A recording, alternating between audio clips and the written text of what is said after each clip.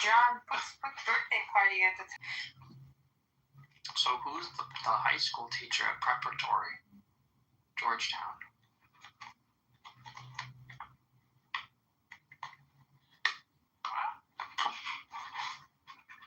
Who's the high school teacher at Georgetown Preparatory High School?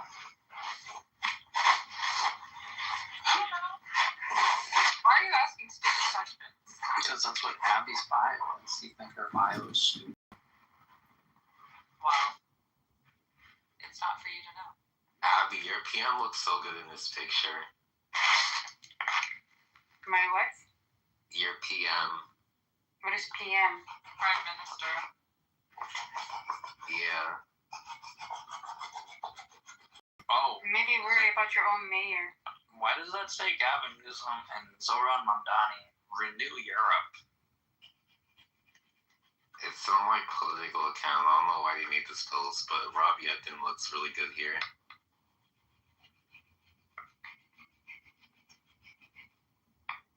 Why are you sending porn pictures to each other, Jacob and I want him to get on my level. I want him to see the things that I like, and then he'll like them because it's insane, the things that I see. That's retarded. It's really good. Does Julian send you stuff as well? No.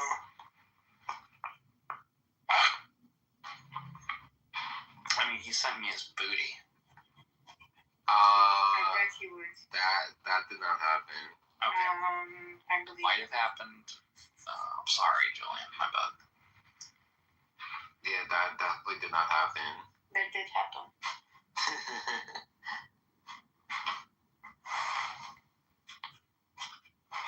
Anyway, guys, this is a birthday party. Let's not be awkward for once. Yeah, guys. Can you guys be normal for like 2 minutes? Yeah. Jacob, Picture. why are you killing the mood? Because your mood is already killed. Like. No, actually, we're in a very good mood. Okay, I removed Jacob for ASMR violations. Sorry, Jacob, but I can't tolerate that. Cry if you want to. Can somebody sing Happy Birthday, Mr. President? We already did. Yes. Oh, did you? Mr. President of Chicago, Illinois, the 16th district. Yep, that one. Happy birthday to you, John Kitover, Congressman of Thanks, Mr. 16th President. district, Illinois. For all the things you've done, the battles that you've won, the way you deal with U.S. Steel and our problems by the ton. We thank you so much.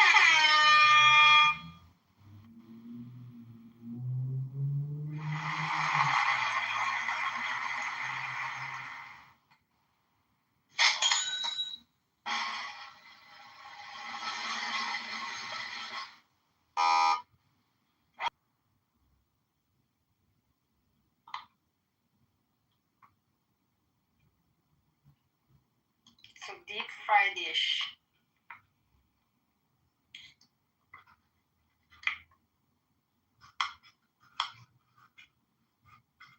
And meet up with Anthony is here. Anthony is here to collect his $100, I believe, on his birthday because Gary Baumgarten was like, "What are you gonna do to help your constituent, Anthony? Give him your money." And I was like, "Yeah, Anthony, here's $100, Anthony."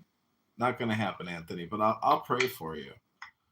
I'll pray for you. I need $100, Anthony, and you can take it up with Gary. Gary's worth millions, Anthony. You can just get it out of Gary. Just go back to the critical thinking forum when Gary's feeling better and just ask him for your money, and Gary's going to give it to you. But this is my birthday party. We have like the kalimba.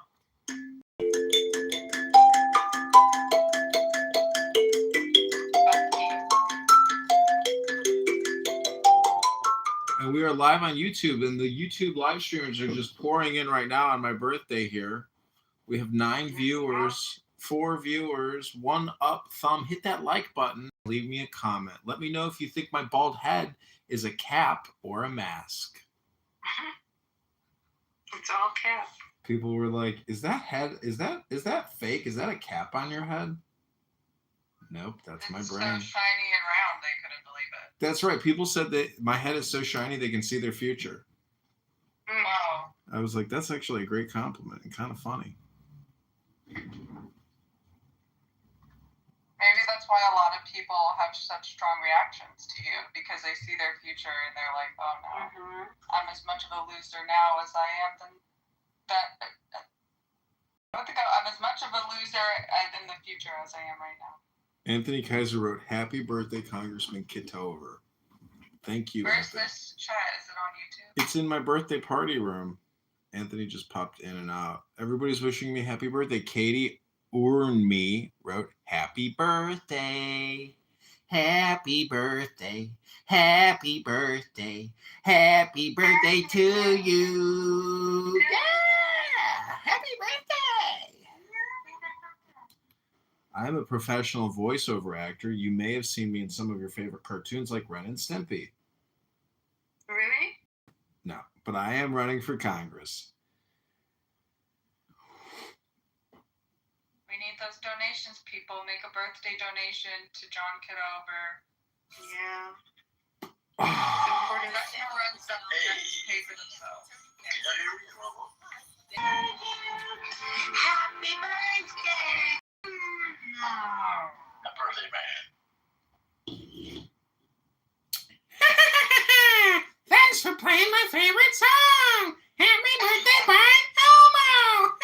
Let's be friends. This is your happy DJ ASMR NLP experience you've been looking for here on Clubhouse. No more unnecessary words. Just pure happy DJ.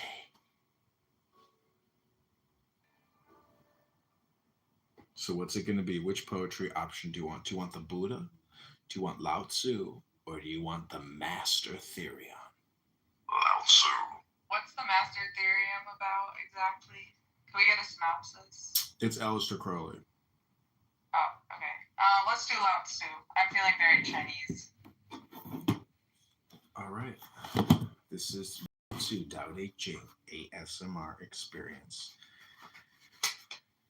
Take the deepest breath of the day.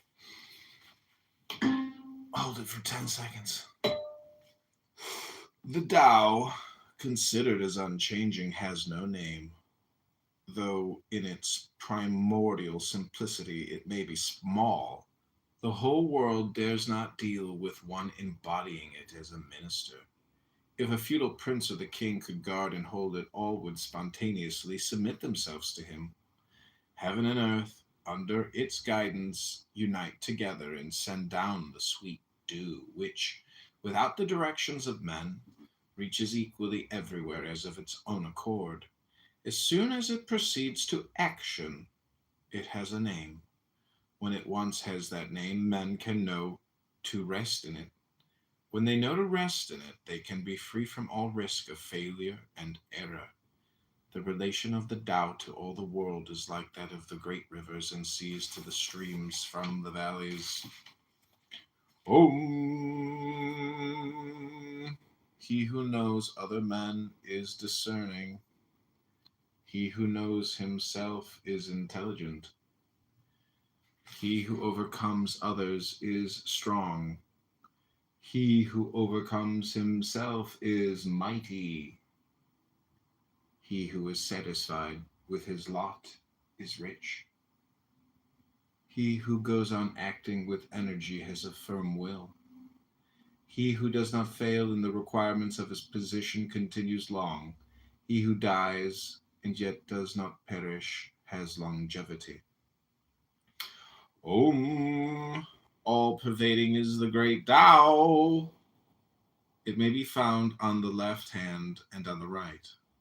All things depend on it for the production, which it gives to them, not one refusing obedience to it. When it works, it is accomplished. It does not claim the name of having done it. It cloths all things as with a garment, and makes no assumption of being their lord. It may be named in the smallest things. All things return to their root and disappear, and do not know that it is which presides over the doing, so may be named in the greatest things. Hence, the sage is able in the same way to accomplish his great achievements. It is through his not making himself great that he can accomplish them. Om, to him who holds in his hands the great image of the invisible Tao, the whole world repairs. Men resort to him and receive no hurt, but find rest, peace, and the feeling of ease. Okay, that's it. It's not the best translation. It's a very cheap book, but you have been listening. You have been listening to The Great Tao, read by candidate Congressman John Kitover, running for the United States Congress in the 16th District. China owns over $10 trillion worth of U.S. debt, making China a financial master. You have been hearing the wise wisdom of the Tao Te Ching, a debt resolution negotiation program, so America can continue to spend all its fake money.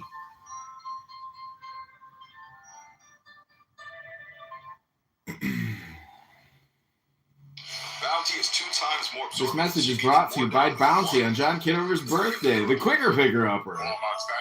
Don't forget to go to Walmart and buy a new 800-inch television for $69.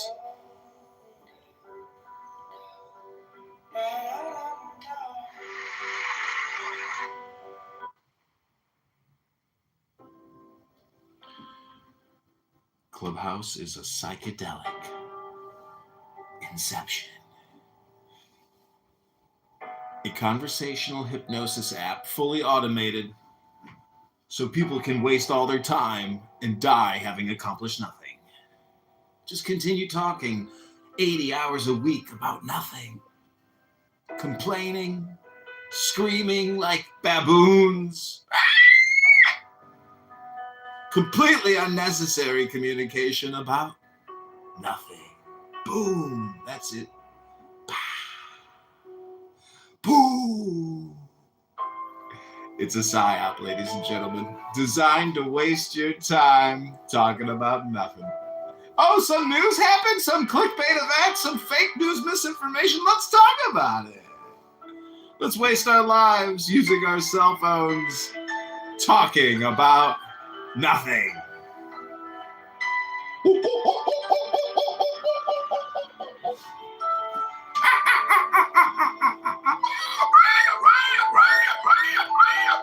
That's what's happening, ladies and gentlemen. It's just baboons screaming. Give me 2 peanuts. Give me 3 peanuts. This is your happy DJ, candidate Congressman John Kitover's birthday party. I hope you're enjoying our roast of Clubhouse users who have spent years here, just all the time, nonstop, consistently. We are the revolution, they say to themselves. Oh, Serendipity is here. Welcome, Serendipity. Oh, Serendipity left. Went to go create her own little bogus room about nothing.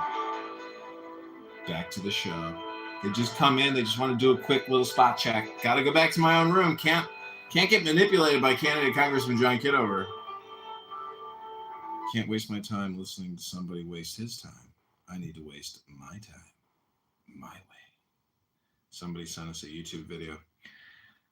We're going to see what it is. I'm hoping it's a live stream of me talking to you. Oh, but probably not. Or music, let's see. Oh, it's a happy birthday song. In the ghetto, you don't have a birth, you actually have a birth.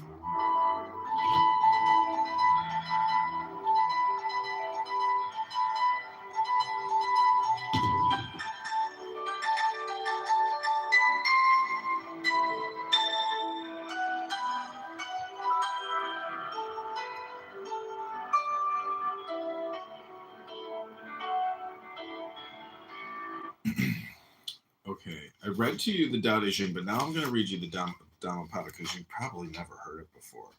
It's very good. It's very smart. My book is falling apart here.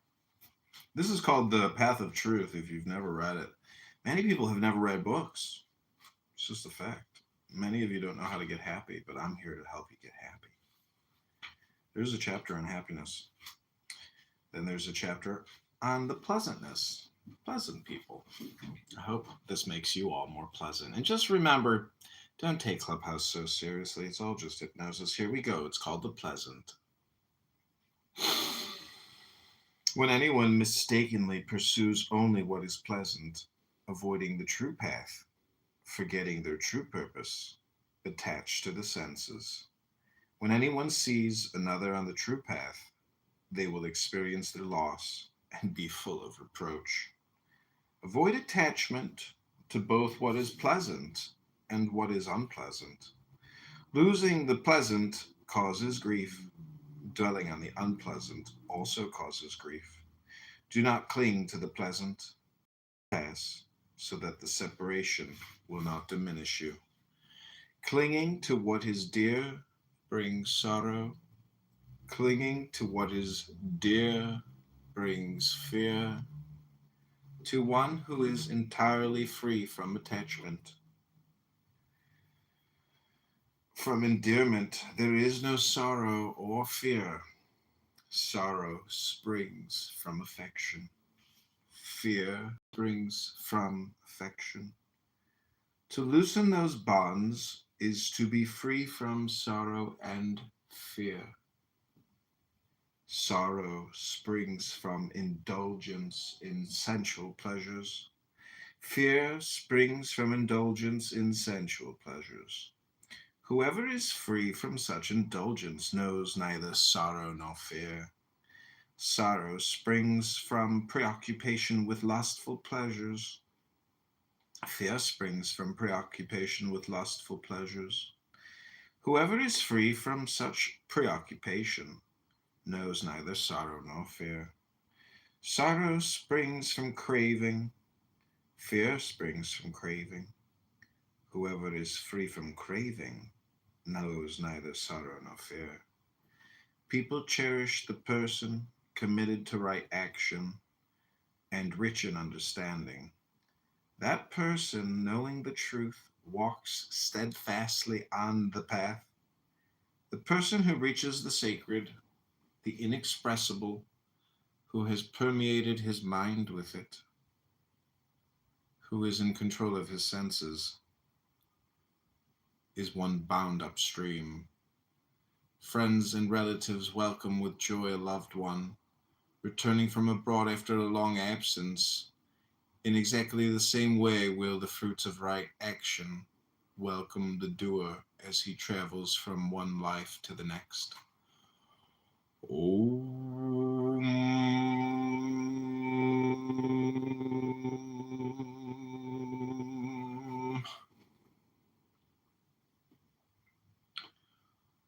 Welcome back to John Kitover's Ultimate Super Birthday Party of Being Alive, November 6th, 2025. Born in 1982, I have survived 43 years of meeting really stupid people, obnoxious people, loud people, annoying people, vengeful people, mean people, but most of all, stupid people. Because if you have a low IQ, guess what that means? That means you have a low EQ. That means you have no emotional intelligence if you have no intellectual intelligence, because unnecessary words are unnecessary. That means less is more. Shh. Less is more. Less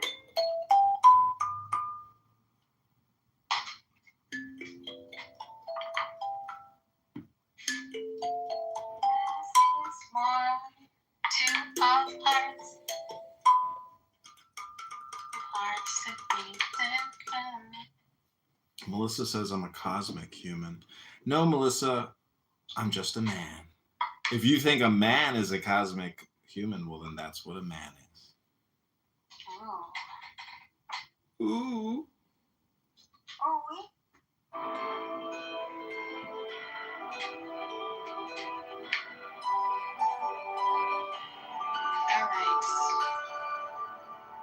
I'm going to bed. My ASMR NLP dialectic experience is complete. This is candidate Congressman John Kitover whispering sweet ASMR, sweet NLPs into your ear to make you go to sleep. Hey.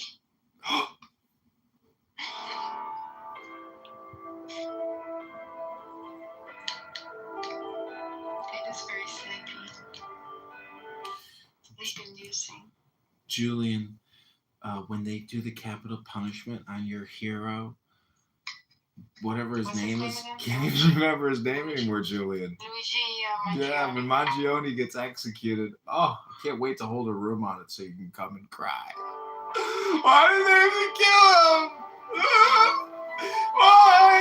Why did they have to kill him?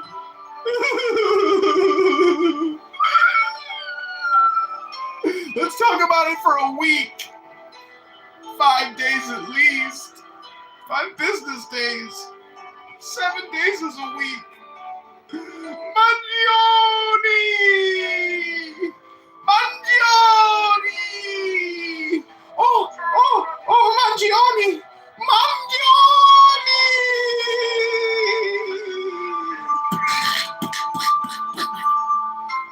Melissa writes, you are so crazy, but you make me so happy.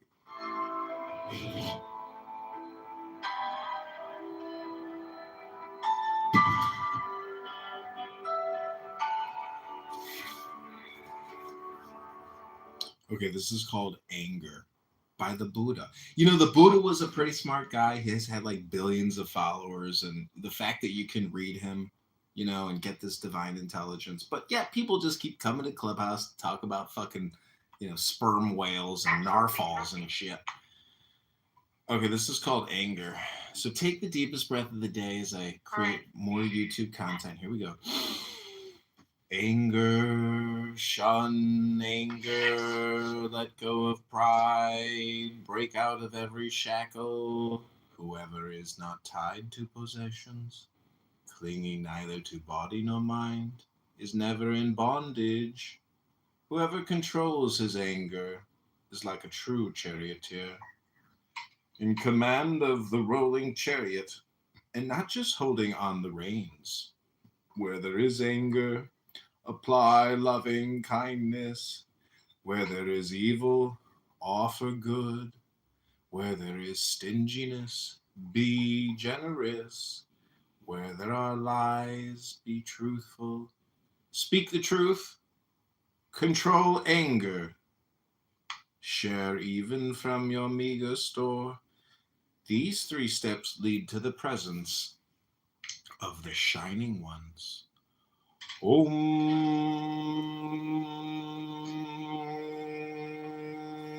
The wise ones who do no harm, ever restrained in body, word, and mind, come to the place of peace,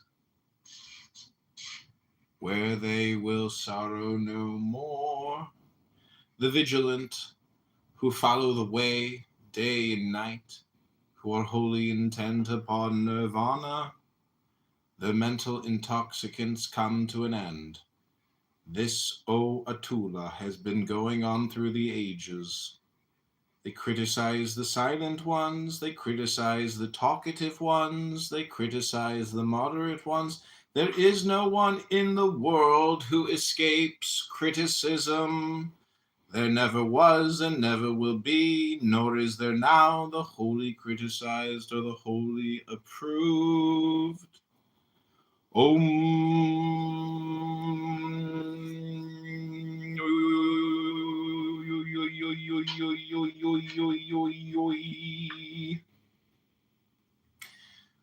Whom the discriminating praise as behaving impeccably in life, displaying wisdom, insight, and virtue. Who is like a coin of pure gold, he is praised even by Brahma. Avoid rash action, be restrained in action, giving up wrong deeds, exercise right action.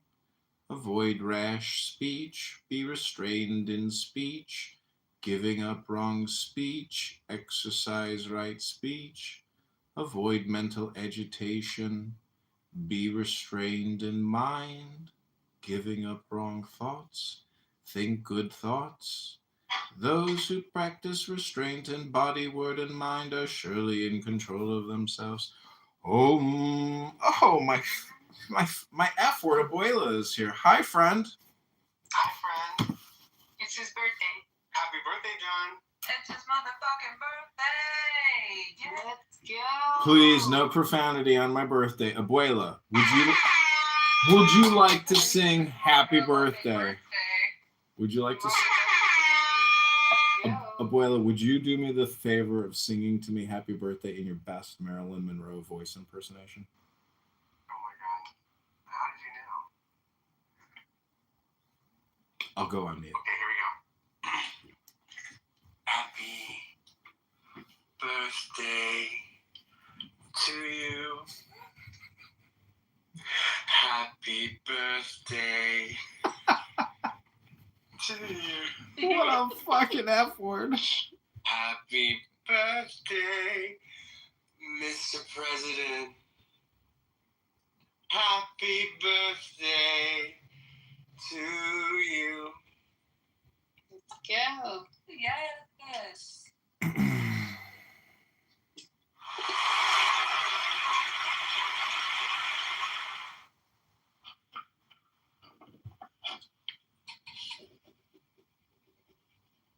He just busted. I bet he did. That's why he's quiet. For once, wow. My dad.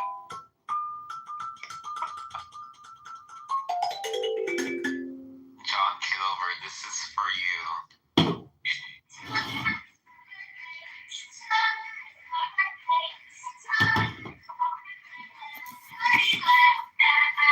Yo, shorty, it's your birthday. We're gonna party like it's your birthday. Cause we're gonna sip a party like it's your birthday. And then even give a fuck if it's your birthday. Party in the club. Bam, bam. Bam, bam. You're shoddy.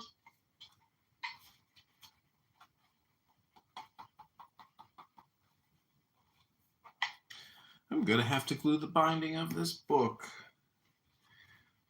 You are very entertaining and a funny person, Melissa writes me. Okay, the next meditation we're gonna do, this one's for you, Ryan. It's called Blemishes.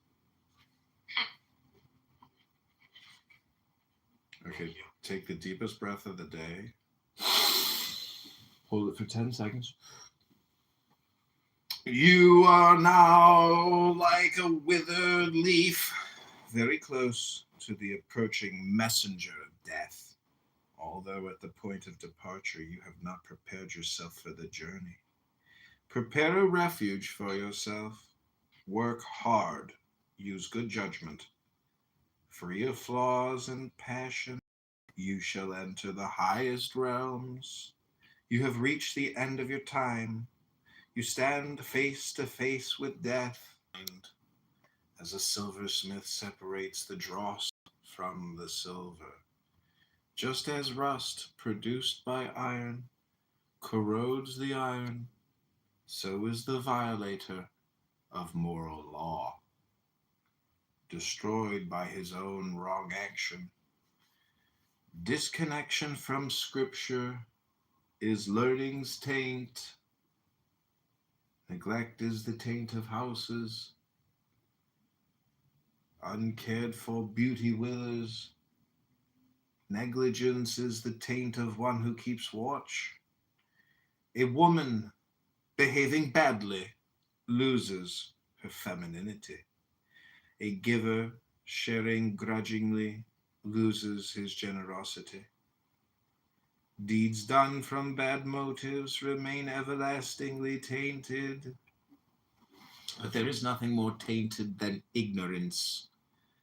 Eliminate ignorance, O Clubhouse disciples, and purity follows.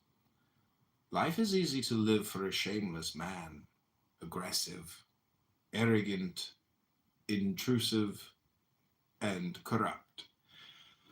Life is not easy to live for a modest man with high values, free from attachment, humble, of right livelihood and clear vision.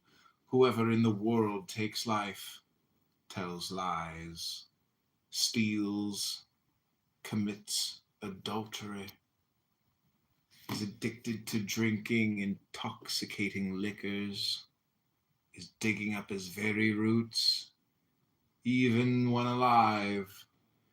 Be aware, everyone, that those flawed in their nature have no control of themselves. Do not let greed and anger cause you suffering by holding you in their grasp. Men give for different reasons, such as devotion or appreciation. Whoever finds fault with the food or drink given by others will have no peace day or night. However, whoever gives up this habit of finding fault with others' offerings will know peace day and night. There is no fire like lust, no vice like hatred, no trap like delusion, and no galloping river like craving. It is easy to see the flaws of others, hard to see one's own. One exposes the flaws of others as one winnows the chaff. It hides one's own faults, as a cunning fowler who covers himself. Far from removal and constantly growing are the blemishes of the man who clearly sees and points out the faults of others, but is ever resistant to corrections in himself. There is no path through the air. There is no real monk outside the eightfold path. People love their obstacles. Only the enlightened ones transcend them. There is no track through the air. There is no recluse outside this Dhamma. There are no compounded things that are permanent. There is no perturbance in Buddhas. Om. Oh, speaking of a Buddha, Nora is here. Hi, Nora. Welcome to Happy DJ Time. This is the official John Kitover birthday party. You're in the music room right now.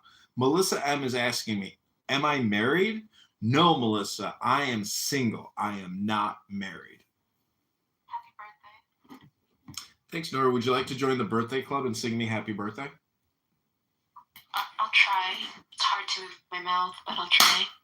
Happy birthday to I can't. I can't. Yeah, thank you. Sing for me. Happy birthday, Mr. President. happy birthday to you. سنة حلوة يا جميل.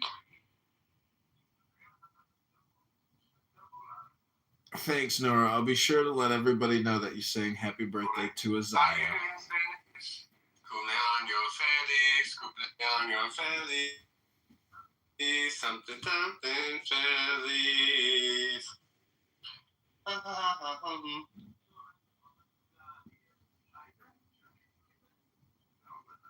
Do you guys know my friend Melissa? She's in my room right now in my birthday party. So are you 44 now? No, I'm 43. Oh, 43. So you're born in 1982? Correct. You can do subtraction. I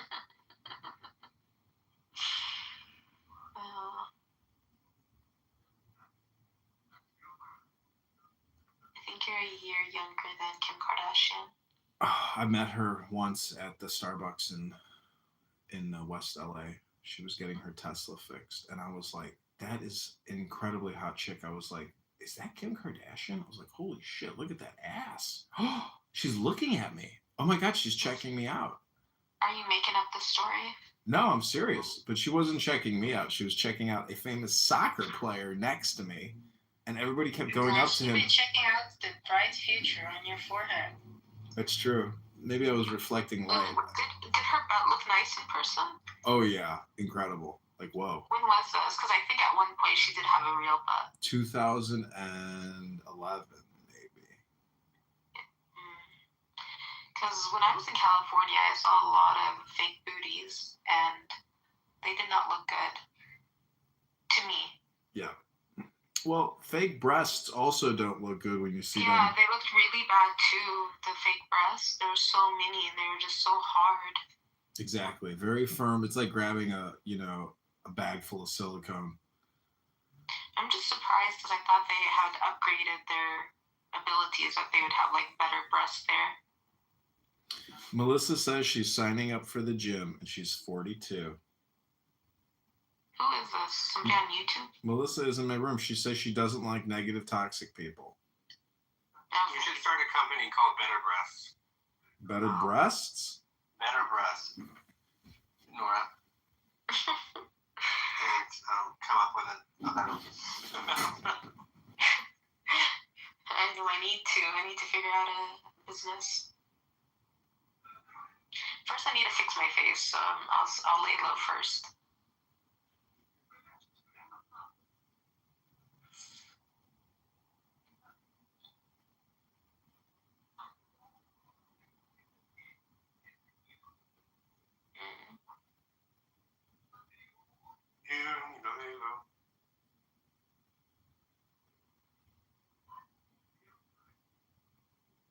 I can't believe how tightly he stitched me.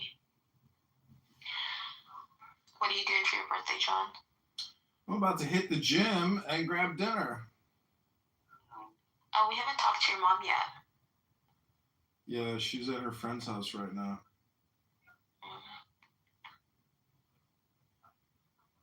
What did she say to you for your birthday? She gave me $500 and she said, I would have given you 1,000, but you were mean to me. Oh.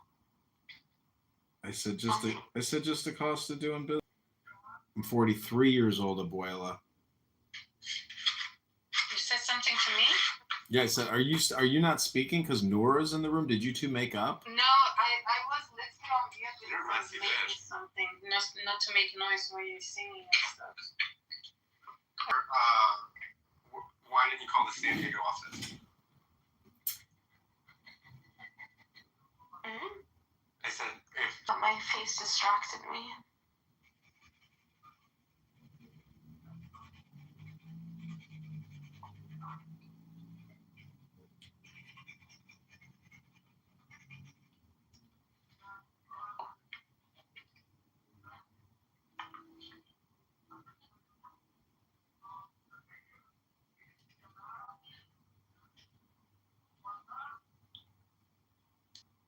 Me and you? No. yeah, okay. No. Just making sure. You know, I did say, how the hell did all these sounds and noises come out of your body? I was like, good God. I gave you $500 and she was going to give you 1,000. Yeah. That's okay. Maybe That pays half my credit card bill. Mm-hmm. I just paid an $1,100 credit card bill, so that pays for half.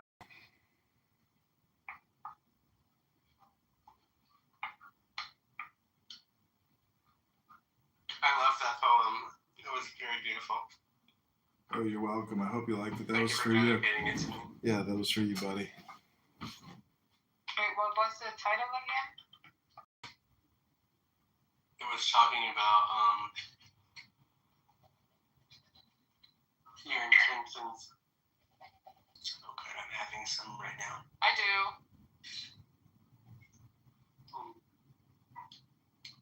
What is it again? It's almost like ramen, right? Kind of, yeah. I mean, it's soup and Is that different? noodles. Oh, okay. Usually, I think the difference is generally that pho is like broth, like bone broth.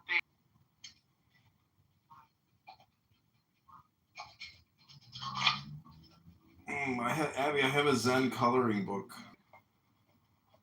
But I gotta sleep soon. I'm so tired. You have no idea. I'm making abstract. I made 3 paintings while I'm here in the room with you. I mean paintings, sketches. I'm kind of liking it, so good vibes.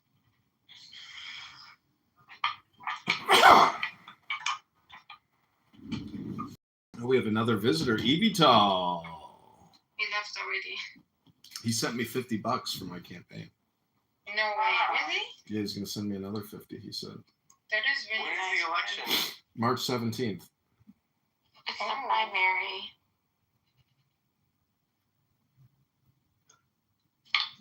Excited.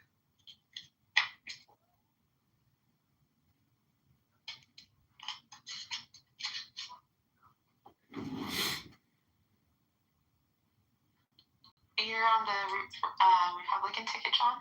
Mm-hmm.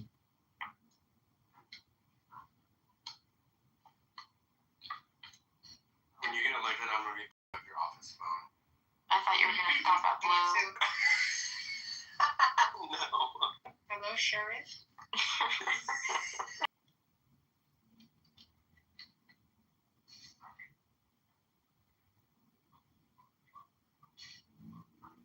Alright, I have to stop this.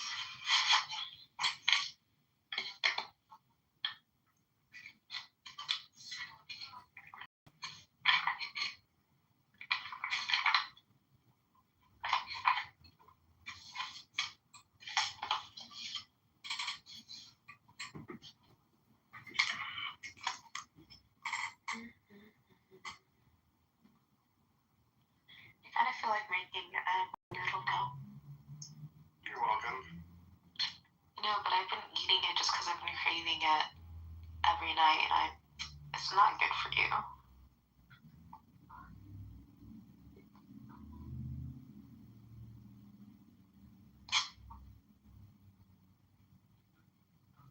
Well,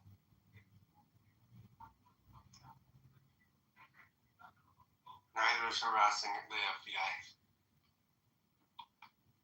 Oh my god, Ryan, stop being petty.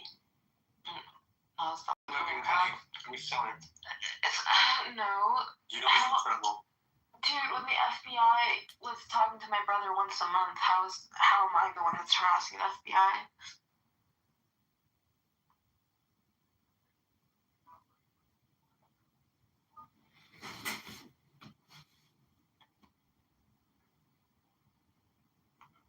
You never know with Ryan. What do you mean? You have your They see flip-flops. Your flip-flops. I never flip-flop, sweetie pie. Yes, you do. No. I'm a pillow princess.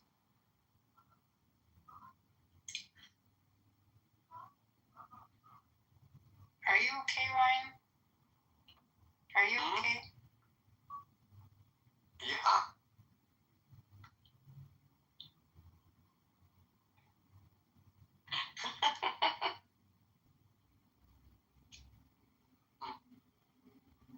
This is I wonder how many people from there's Los cinnamon and there's chili in here. It's so good. Cinnamon and chili. I don't know how to explain. Well, I think How the the fuck boss is has. cinnamon in it already. I went to eat dinner. I went there and ordered it. I don't like Fabulous. the trans stuff that he was talking about. But I don't like me. Buttercup is great.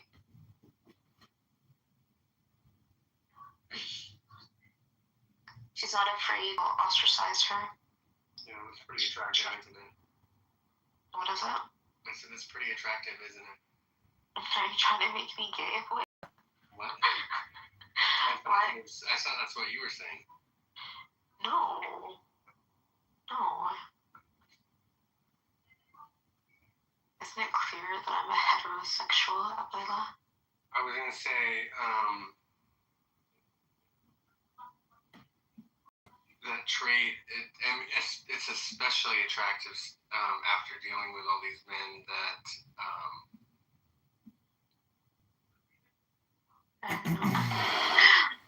Was that a double entendre, Abuela? yeah.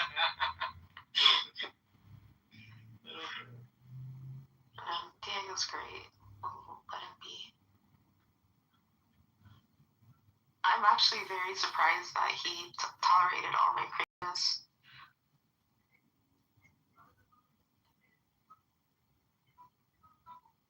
In in my defense, I really, really do think when I was in the hospital and they injected me that it scrambled my brain. What do you think, John? What did you say? I've never seen you act the way that you have recently. Maybe so. Yeah, I think that was, I was on burners and I was listening to like all these like lies being spread by some of your acquaintances, and I don't want to say names because I don't really care, and they were just rejoicing in it, and I think all of that just together just pushed me over the edge, and then I just was like, because I don't, like, I have some recollection, but really the reason my social media is private right now is because I post so much crazy stuff that I want to like go through and delete, but I know people probably have burners that are following it, even with my, because I had posted something right before I went to the hospital, like maybe August 27th, and I was private. That thinking right there is a problem. Like, whether people do or not, I never. Issa 100% spreads. I don't know. I hope she doesn't talk about me at all now, but spread lies about me. I like heard it firsthand myself because I was on burners. I heard them rejoicing, and I'm saying I posted something on my Twitter when I was private, and she knew what I posted. Like, how did you know that I was private? This is like before any of the craziness. Like I thought back about it. I was like, there was no way I was public. I was private.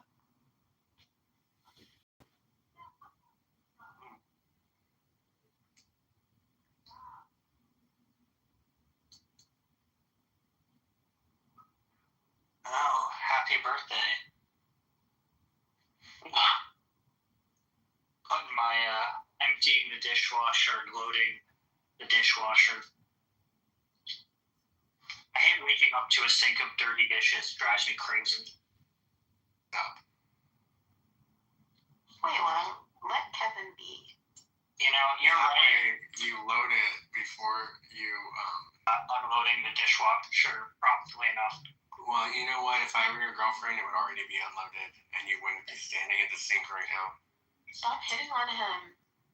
Oh, I got superior again on my performance evaluation at work. Good job. Thank you. You worked really hard. I've been about in 2 years, so I should be getting a little pay bump soon. Your girlfriend has to work? She has to work. She has to. But I don't. Yeah, she has to. I'm not. Yeah. I can't pay for all this shit. Yeah, you can. No, I can't. I absolutely Yeah, you can. cannot. We would be so Absolutely poor. you can. We would be poor. We would be. Doesn't matter. Be poor then. We're gonna be poor. We're not gonna be poor to be trying. I'd rather. You don't buy diapers. You buy the reusable ones. Does she have a job that she likes? No, not a BBS dime. Yo, Max, how's it going? Birthday to you. Happy birthday to you. Happy birthday, dear Johnny. Happy birthday to you. Happy birthday, Johnny. Thank you. I'm sitting here doing the Trump dance. That's great. That's great. Many more. Thank you very much. How's your birthday? Is your mom still there? No, I dropped her off at her Orthodox friend's house, Sandy and Marty. I have a 24-hour reprieve. The silence is beautiful. On your birthday? Yeah, she cooked me a steak yesterday, or maybe she boiled it. I'm not sure, but it was the worst steak I've ever tried to eat in my life. I hope you didn't tell her that. Oh, no, I covered it in barbecue sauce. I said, good. That's good. Only a mother. Yeah. Yeah, I mean, I might go out for a drink with this girl tonight. I'm not sure, but Oh, you have to do that. You have to go out, John. Yeah. I got plans tomorrow, maybe Saturday. I don't know. But either way, it's Groundhog Day over here. I'm happy. How are you guys doing? We're good. My just had dinner, and yeah, then she on the couch. Yeah, we had 2 martinis. Nice. Yeah, Second night. What did I wear the second night? I can't remember. Oh, maybe I dressed like a Mexican in my poncho with my black hat. People are like, is that a costume? I'm like, nope, this is me. This is an antique poncho from an antique shop. Mm-hmm. Did you go out in Nashville? No. We were still moving. We were Seattle still moving. I got here on. My son just moved back home with me. It's fun. Say this word. That's right. F-U-N. Joy. Exuberance. Happiness. The family's all back together again. Happiness. The family's all back together again. You can be a competitor with my job. To people and read them poetry and get them to read poetry, because poetry is the most fun way to use words. It's one way.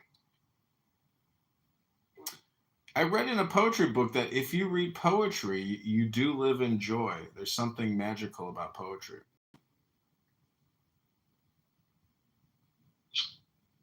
Well, does deliverance count? Beverly Hills conference call you in.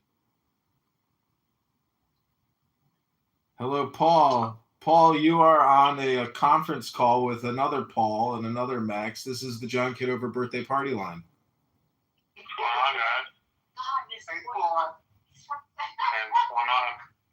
Are you at 90210, Zip? 90212. Oh, close enough. How's everything in California? Horrible.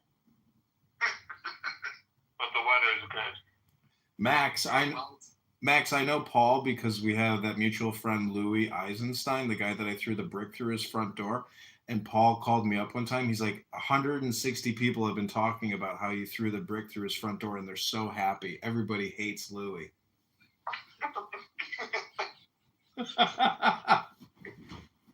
Why 106 people, though? I don't know. He just said everybody was talking about it. Like somebody threw a brick through Louis Eisenstein's door. Made me feel less guilty about doing it. A little happier. Well, you don't think about it for 1 second. So how's married life, Paul? When's your kid coming out of your wife? She's 6 months ago she came. Oh, you already have a 6-month-old baby. That's great. Yeah. A lot of work, huh? Yeah, it's different having a kid now. It's definitely a different life. Paul runs a group of Burger King franchises. He's a hamburger flipper. Wow. Have it your way. Yeah. What's up with the meat prices these days? It's through the roof, right? Special Yeah, order. prices are up. That's a good business. It was. Margins kind of suck these days, but, it is what it is. We have El Pollo Loco also. It's another brand. We have 2 brands. I like El Pollo What's the Loco. other brand? El Pollo Loco. You can buy yeah, stock. The crazy chicken.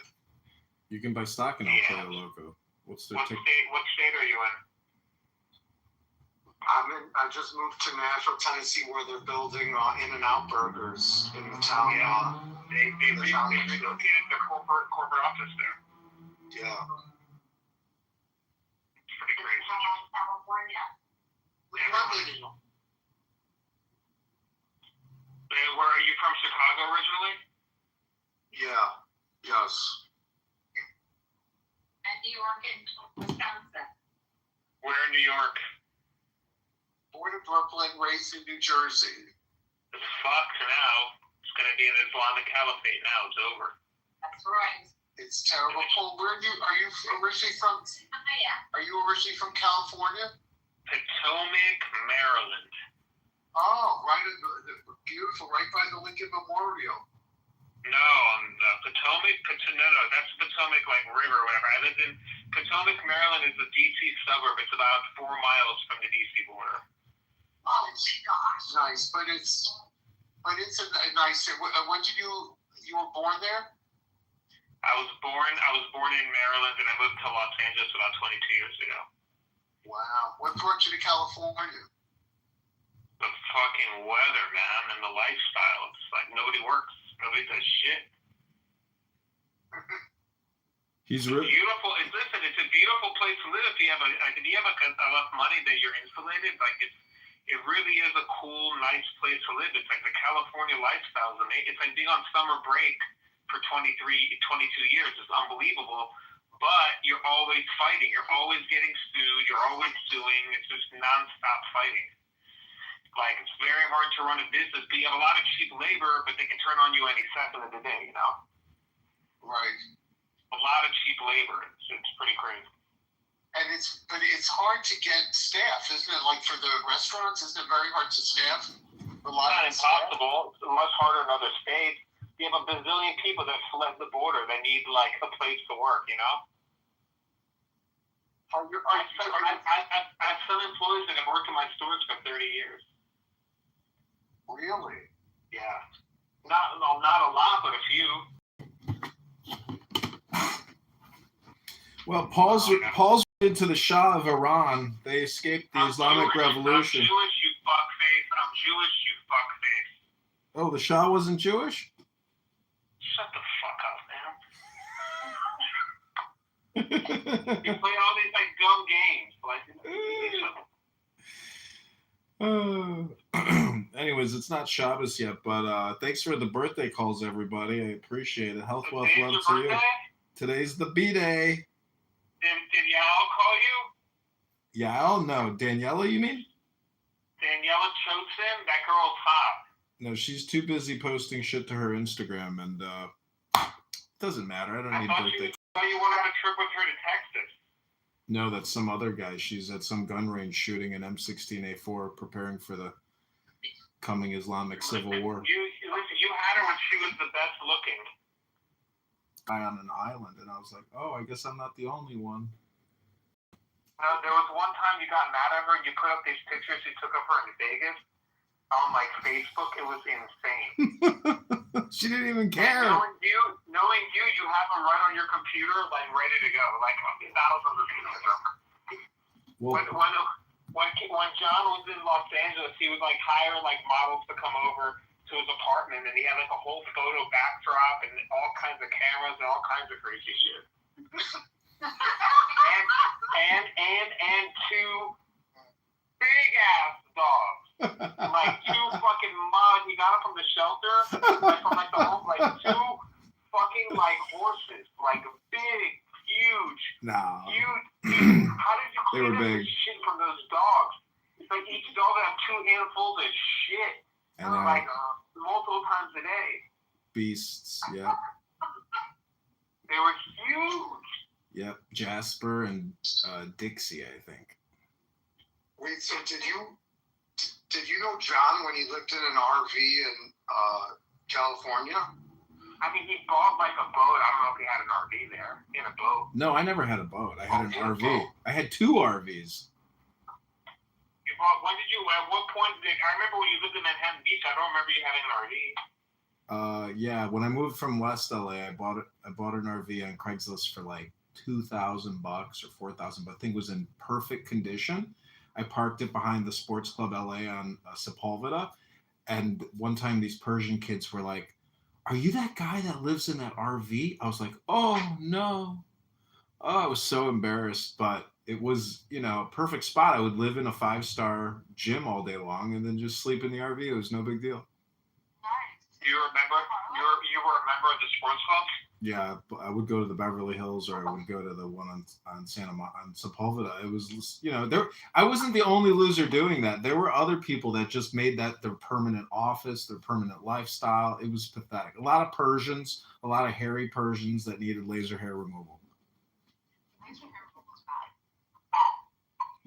lazy Persians that have millions of dollars in like Persian rugs and things like that. Come on, John Kitover. Life. You put a boat out there?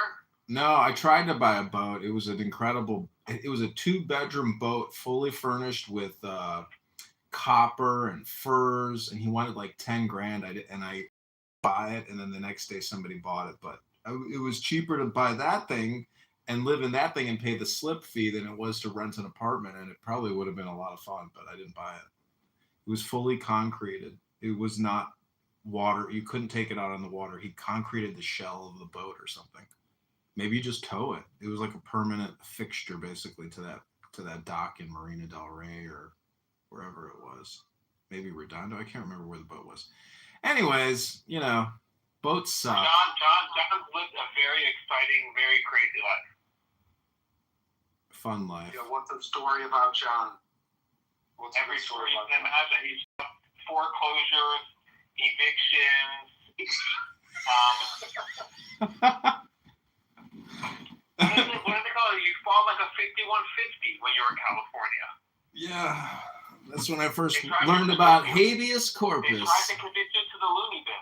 They did. The doctor was like, he's like, I said to the doctor, I did the writ of habeas corpus, and he's like, I would go downtown and tell the judge that I want to keep you here, but I don't want to fight all the traffic, so you can leave by the end of the day. I was like, thank you, doctor.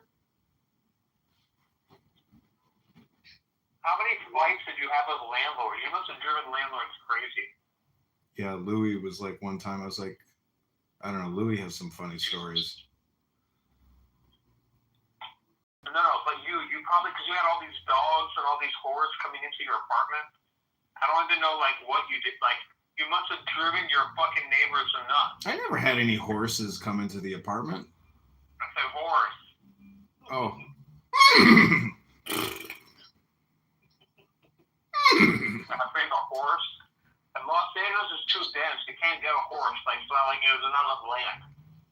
So I turned my apartment into like a recording studio, and I put together these pilots that I was trying to pitch, and I was copywriting them with SAG, the Actors Guild. You can copyright things for like $10.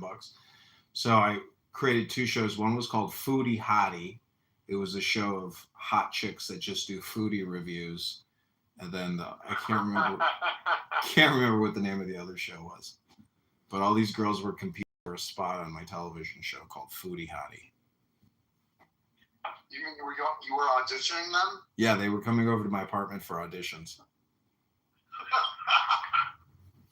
Allison, if there's any way to place to do it, it's California. There's all a bunch of people just trying to do make media. something happen. They'll believe anything. Yeah.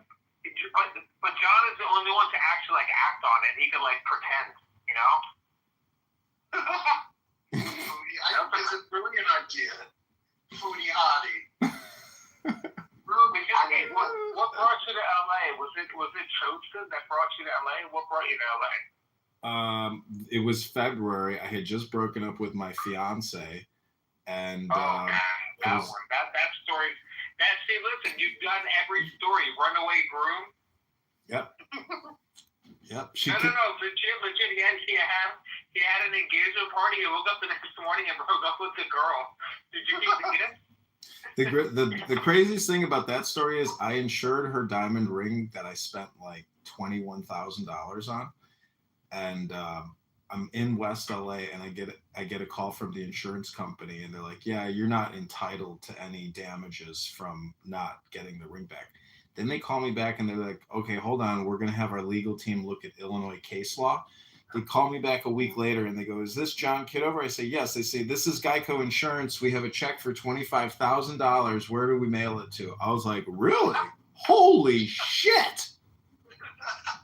Why didn't you buy the houseboat? If you had a $25,000 check, you should have bought the houseboat. The boat was later on, but I just didn't want to do the boat because I was like, there's got to be something wrong with it. For $10,000, this thing seems like it's worth more money, but I was just worried it was leaking or something, and I didn't know how to detect it. Anyways, Ooh, we got another. Amazing life, dude. We got another birthday caller coming in. He's actually a political candidate for Secretary of State, but I will call him back because I don't think he can do a four-way. So who's the chick? Who's the chick on the call? This is my friend Max and his parents in Nashville. Oh wow! So So that's your my parents, you moved your whole family to Nashville. That chick is my wife. So so the whole family moved to Nashville. No. We did about 4 years ago, and Max just joined us this week. Nice. What a beautiful place to live. It is really nice, very nice. Normal people, very nice people. Yeah. And Tennessee is a beautiful state. Yeah. I see a lot of beautiful Instagram girls living there. Yeah, I don't know. I mean, maybe sometime in the summer or something. You know, what was the name of that lake that you were on before? Old Hickory Lake. Old Hickory. Yeah. Oh, some of the girls on the geotag on that thing. Wow. Yeah. Instagram is crazy. It shows you suggestions, you know, for all these chicks who take these erotic Halloween photos, and you're just like, I can't believe this. This is just crazy. They look, you know, like angels.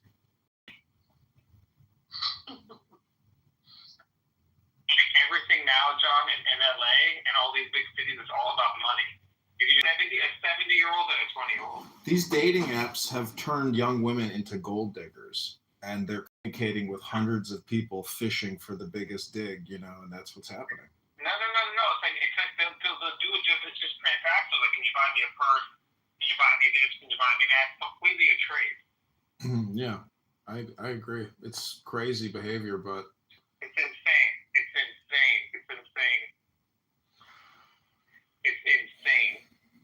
Yeah. It's truly insane. Well, my single friends tell me. It's very obnoxious, you know. This one girl that I took Hold out. on one second.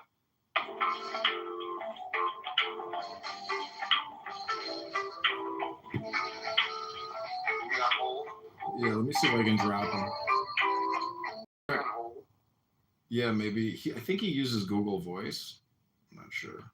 But I just hung up on him. Anyways, thanks for the call. I hope your move goes well for you, and you you know, meet beautiful new women and make new friends and enjoy, you know, your time with your family, and maybe your career will progress more, or you'll help your dad with his business, and you'll become the heir apparent and protege. You're very kind, thank you. I hope it's a good move for me. Are you ready? I'm ready. I wish I was a bar of soap, all wet and white and shiny. And every time you took a bath, I'd float around your hiney. I bet you never heard that one before. What was I remember one time you said your fraternity's motto.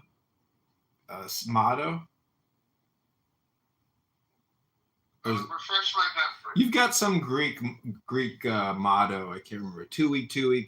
I can't remember what it was. Uppy-dubby. I'm not sure what. It's some Greek motto I think you have memorized.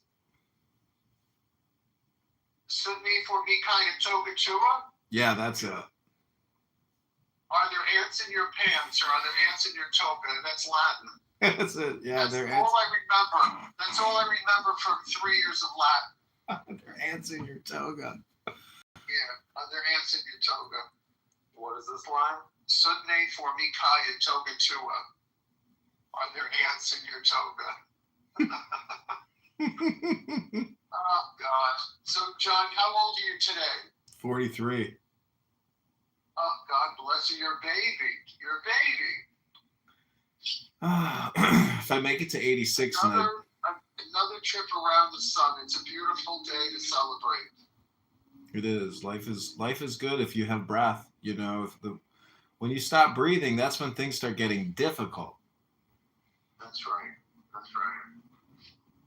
Well, so take it. Yeah. Day. Thank you. I appreciate. Take advantage of every opportunity, and you know, Max, I mean, swipe right and, you know, enlarge your new, environment. I mean, be social, even be political, you know, do it all. Yeah. You only live once. Yeah. YOLO. And hit the gym every day from 11 a.m. to 2 p.m. and just retire like me. John, you're not going into the IRS anymore? No, I sued them for sexual harassment and workplace violence. So you're not buying furniture or chairs? Oh my gosh. None of that. So crazy, nonstop. It's like clean your office. You know, they shake people down. They got to have a new $2 million office to do it. It's just clean your office, fatties. That's it. But yeah. And John, did you sue? Is it ongoing or is it over? I made the final submission. I got the all the paperwork back, and I'm just waiting for what their determination is. And then after that, this is how crazy the government is. If you sue for sexual harassment internally, they guarantee you that they will pay for your lawyer. So taxpayers are paying for people's lawyers. And if you look at the amount that just look at Chicago. They've paid out like $500 million for the police abuse stuff. It's like the legal industry is the real industry. Suing. It's unbelievable how much money there is. John, what are you claiming? That someone sexually harassed you at work? Yeah, my manager called me a whore. A man whore. A woman or a man? A big, fat, obese black woman called me a man whore. Seriously? Yeah, I told her I had to schedule 3 dates on Hinge just to get one date because women are so flaky. And she said, "You a man whore."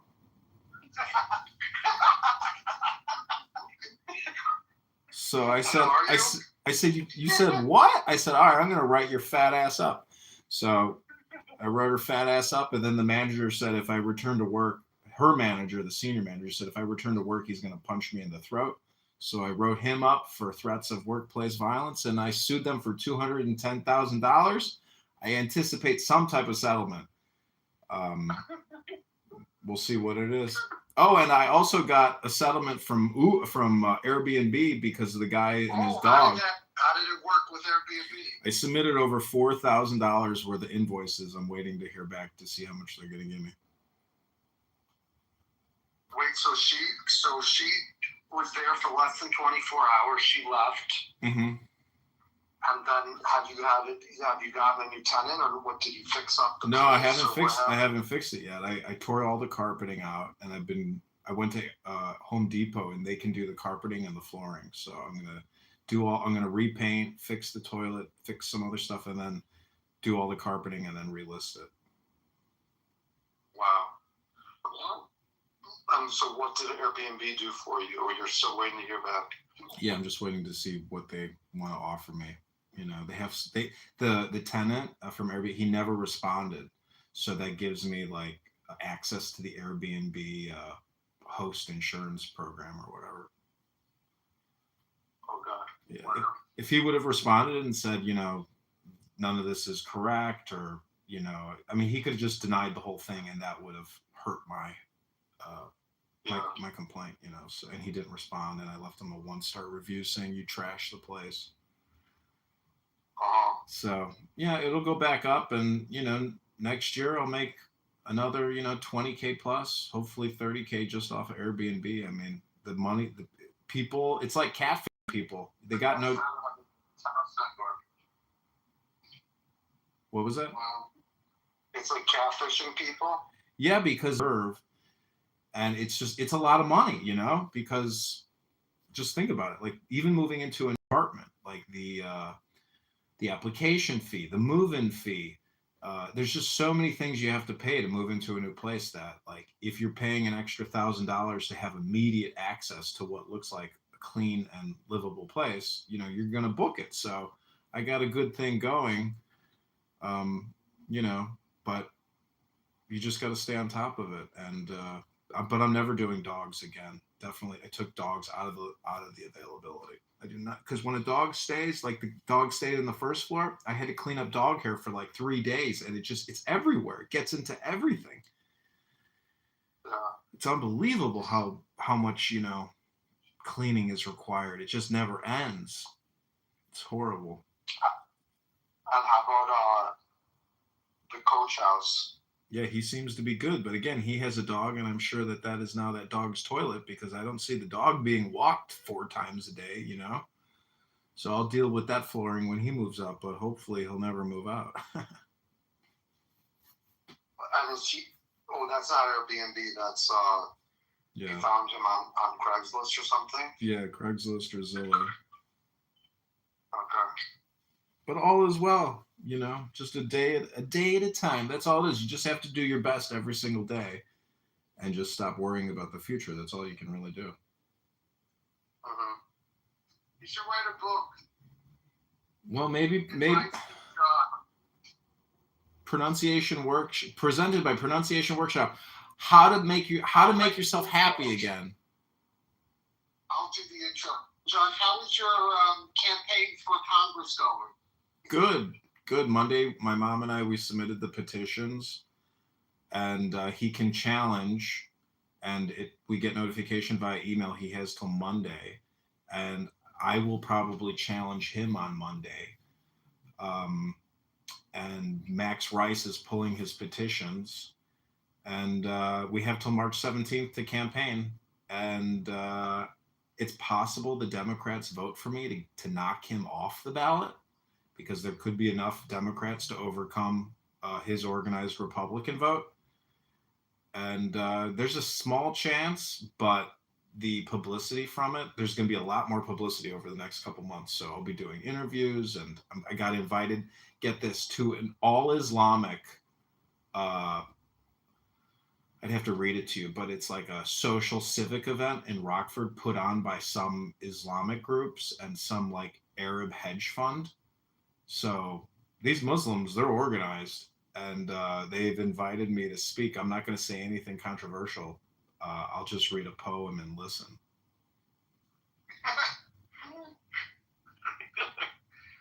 You gonna wear your scarf, David? Can you imagine if I went in there with some tzitzit and some tefillin on, and I'd be like, "Oh, you guys, I'm a Zionist. How do you feel about that?"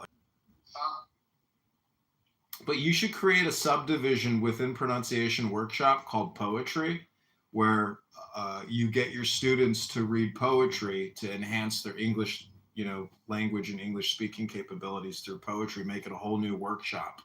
Poetry by Dr. Gruber and Max Gruber. It's a good idea.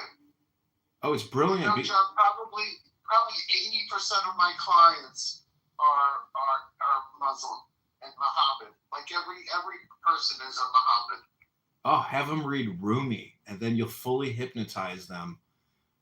You'll make so much money they might come back against you. So you got to just take enough not to get in any trouble. Okay, sounds good. This is a joke, but read Rumi. Do a Rumi workshop. Rumi is super hip. What's Rumi? Rumi is the famous Muslim. He's really like coexistence. He's a Sufi mystic poet, and it deals a lot with love. But his poetry is super hypnotic, very simple, very powerful. How do you spell it? ROOMIE? RUMI. Let me just read you one little one and you know how amazing it is. What is RUMI? Yeah.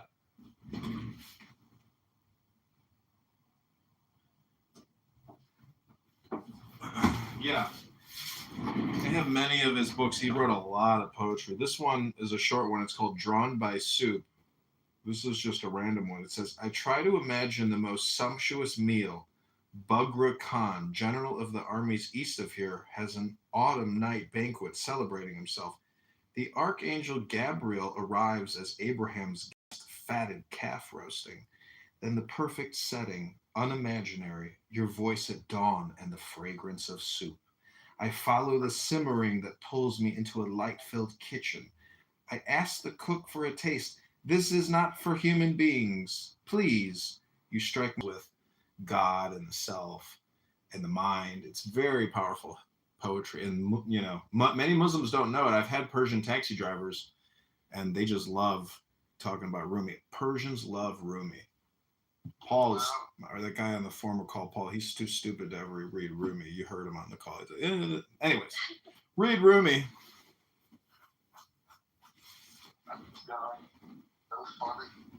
Serious. I've read Rumi for years now, and every time you read it, it's jaw dropping, eye opening. You read it from online, or and then just buy the cheapest ones for like $5. And it's much easier to read from a book than it is to read from your cell phone, because also the books are all formatted, and you're going to get the quatrains and the special stuff. But get the books, read the books. Does he hate the Jews? No, he's got a lot of stuff in there about the Jews, a lot of stuff in there about Christians and Muslims, and like he's got everybody in there. It's very, very peaceful. There's nothing, unsavory about it. He just said, like, kill the Jews, death to the Jews. That's not in any of the lines. Nothing like that, no. Oh, that's good. That's good. Okay, John. Happy birthday, buddy. Okay, thanks for the call. I really appreciate it. I hope you guys have a splendid night. All right, nothing. Have celebrate. Okay, if she calls, I will. My friend is here. Southern! He's a man with a plan. And it involves... Don't judge me, Ricky Bobby. Have you ever had a peanut butter jelly sandwich with butter and bananas on there? I've had peanut butter and banana sandwiches. On toast. Yeah, that was pretty good. Well, I mean, you grew up poor, man. Like, bananas cheap, bread's cheap. Back in the day, condiments were cheap, You made it do what you did with money you had. I hear yous. Oh, Grace is here. Hi, Grace. Grace is a cantor. I am a decanter. I am a cantor in the Jewish faith. Oh, yeah. There's a rabbi and a cantor, somebody who sings, who has the same responsibilities as usually a rabbi. Yeah. She sang me a really nice song a couple weeks ago about... You deserve it. You deserve it, my friend. It is those moments that make life only good. Well, I'm not Jewish, but I play bass and I sing worship band and I'm part of chorus. That is So the I'm best. guessing that might make me a version of a cantor, I guess. It is.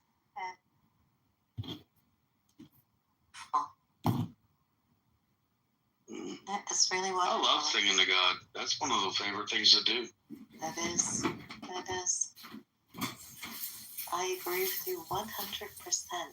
I still wouldn't be doing it. Well, I like getting when I was a kid, somebody got me excited about being in and then being a part of the praise and worship band. Back when I started playing violin when I was like 9. Or really? the silver bells for like Christmas, and we would do Silent Night with the bells. I do know because I didn't grow up in a Jewish community Christmas time. Yeah, well, I mean, for me, it's like we could talk about religion to the point where you all will bless. People that will curse you, I will curse. But through you, all families shall be blessed. I know that within the Jewish faith, y'all get along, then try to figure out where we're all divided. Yeah, I don't really go to the divided. I always I present. Well, I only have one path, but that's only because my belief system. But my belief system doesn't necessarily mean it's yours. Uh-huh. So I have zero judgments to give. Yeah. I mean, as long as your people aren't trying to hurt my people. Then we all have different paths to that one God.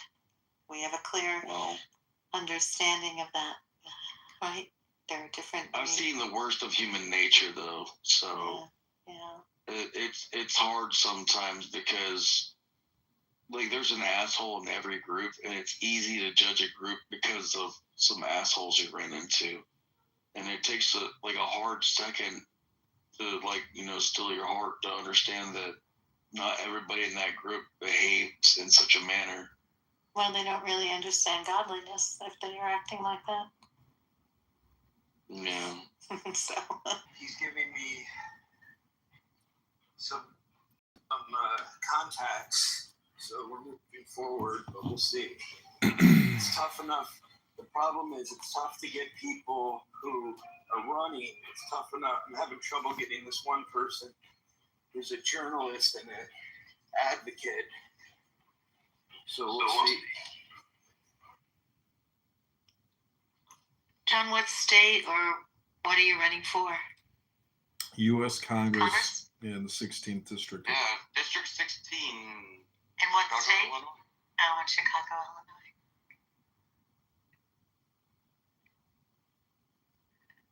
Yeah, Yes. man, I was proud of you when you went to the election board and got that, all those signatures put in so you can get on the ballot for March.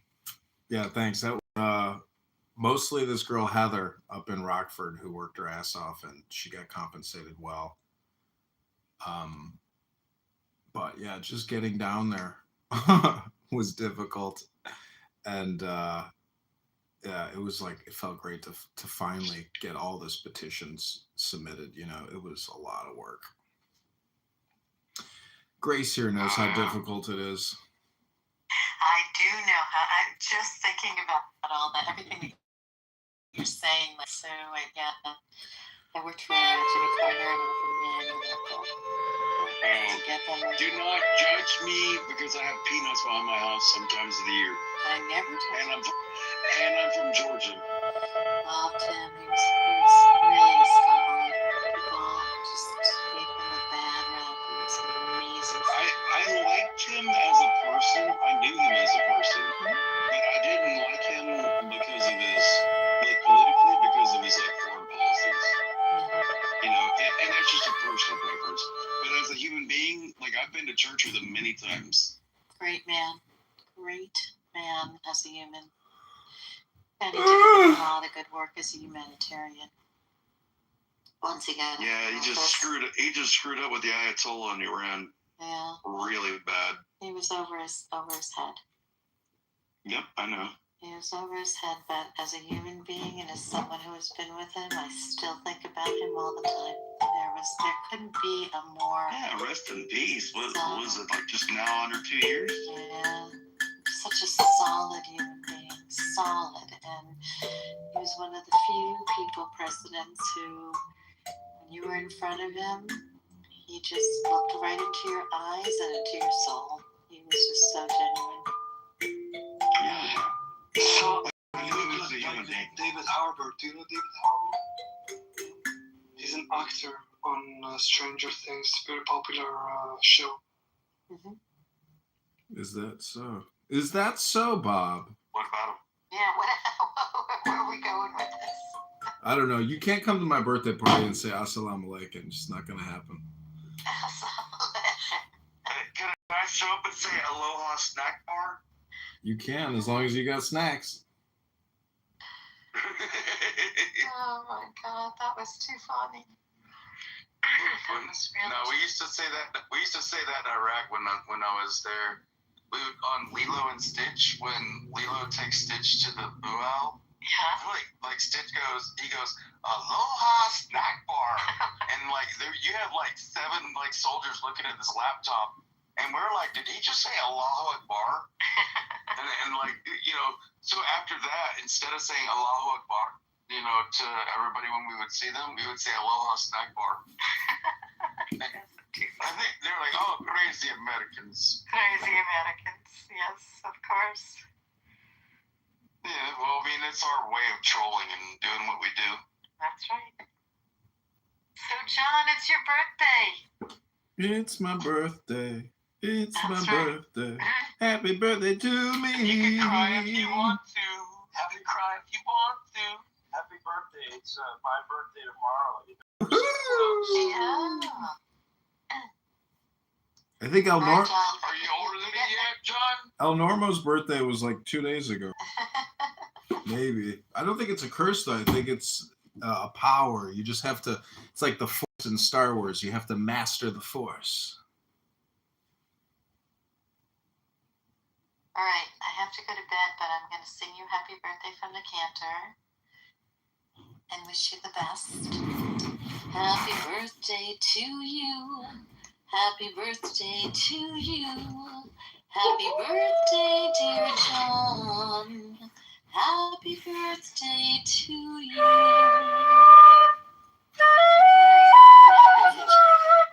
It was nice.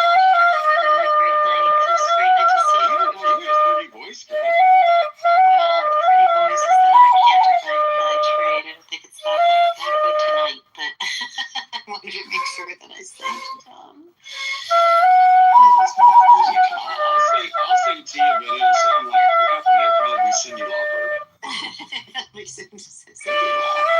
Oh, that's pretty good to be around. Hey, Cindy Lauper, can you give me a little of that before I go to sleep? Who's Cindy? After my picture fades in darkness, it's turned to gray. Watching through windows, confusion with nothing new. And you flash back and it goes slow. It's deep in time. As a second hand once. When you knock, when you look, and you will find it. Time after time.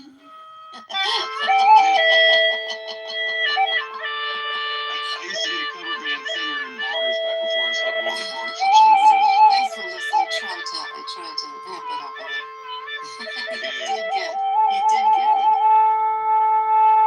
That was so nice. Well, John. No, I love singing, so I love the fact that you're a painter. That's awesome. Oh, it's the best. It's the best. It's the best when everybody asks me to like do their favorite tunes, and I'm like laughing, and I'm like, okay, I have to change my voice now. John, I was here to say happy birthday, Southern. It was so nice to see all you people and meet all you people. That was great. Let me give you a follow before you dip out. Okay. I love this. The official John Kitover birthday. I love it. Yeah, man. I love it. I love it. He still didn't tell us. He still didn't tell us how old he was, though. I'm 43. Yeah, how old are you, John? What's the? I can't leave without knowing. Well, my birth was 1982, so I'm 43. Front door. I was still working. I see that in the Bronx where I was born. 43? I don't say it with the going up as the 43. It's always funny to others that when I say I was born in the Bronx, you don't have a Bronx accent, and I think to myself, friend, I can turn on that Bronx accent any time of the day. Well, I mean, I'm the same way, Grace, because I'm a Georgia boy, but I also have 3 college degrees, and I talk like this. But if I want to get like when I'm talking like with a Southern pentameter with a drawl, I can be quite convincing as a Southern gentleman when I'm articulating my conveyance of words. I love it. I sound like Foghorn Leghorn when I say it, though. Well, boy, I mean, you ain't no chicken law. Same here. People say to me all the time, they go, listen, I come from the Bronx. I'm like, what? The Bronx. I can say shit. Yeah, like water. No, I don't say water. When you come from the Bronx, you only say curse words. Well, like for me, it was always like, you know, when I think about, like, I've never even been to, like, other than at the airport in New York, I've never been to New York. And but it's always like, to me, because a Georgia boy, I've always like, you know, I was born in '75. I'm 50. But Andrew Dice Clay for me was like, hey, why are you over here trying to bust my bolts and shit? And I'm like, you know, but to me, that's like, when I think of Bronx, that's kind of Like, hey, yo, oh, wait, why you over here busting my balls full of chili? Like, I don't do this. Is it balls or balls? Anytime that I tell people that I came from the Bronx, you should see their jaws drop. I'm like, listen, I can say all of those words. It was like a Gordon Shaw. The name of the song is Health, Wealth, Love, Peace of Mind, Happiness and Health, Wealth, Love, Peace of Mind, Happiness and Strength. Let's get to Illinois 16.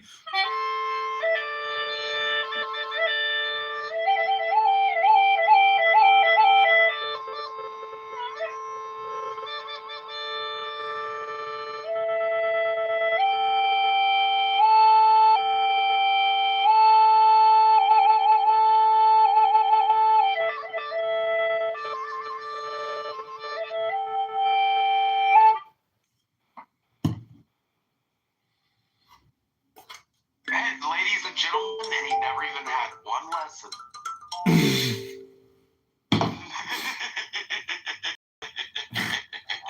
You've been listening to me play music for years now. 4. In December will be 4 years. Well, I mean, more than that because it'll be 4 years I've been on Clubhouse in December. But I knew you before Clubhouse. Yep. I can remember the first time we talked, I got like a request to go live. I was like, this is weird. This is the first time this has ever happened. And I'm looking at your face. I'm like, oh my God. What the hell is this? And you're like, I'm a veteran, bro. I'm like, oh.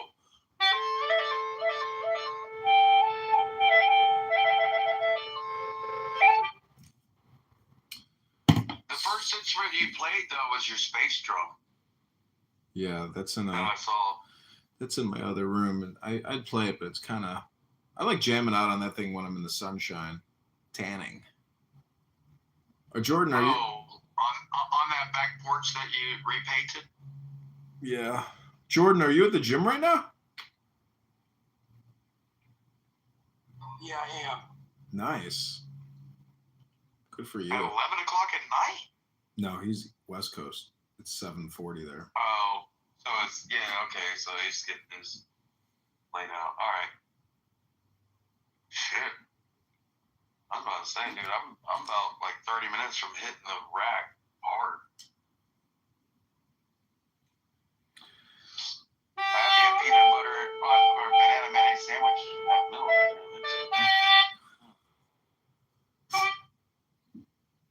I need to get some dinner. I haven't gotten dinner yet. Yeah, I don't know what I'm gonna do. Should I order something? Should I get a pizza? Why are you lazy? I could go to the grocery store. I got 20 minutes, but I don't have anything to eat anymore. I've eaten it all.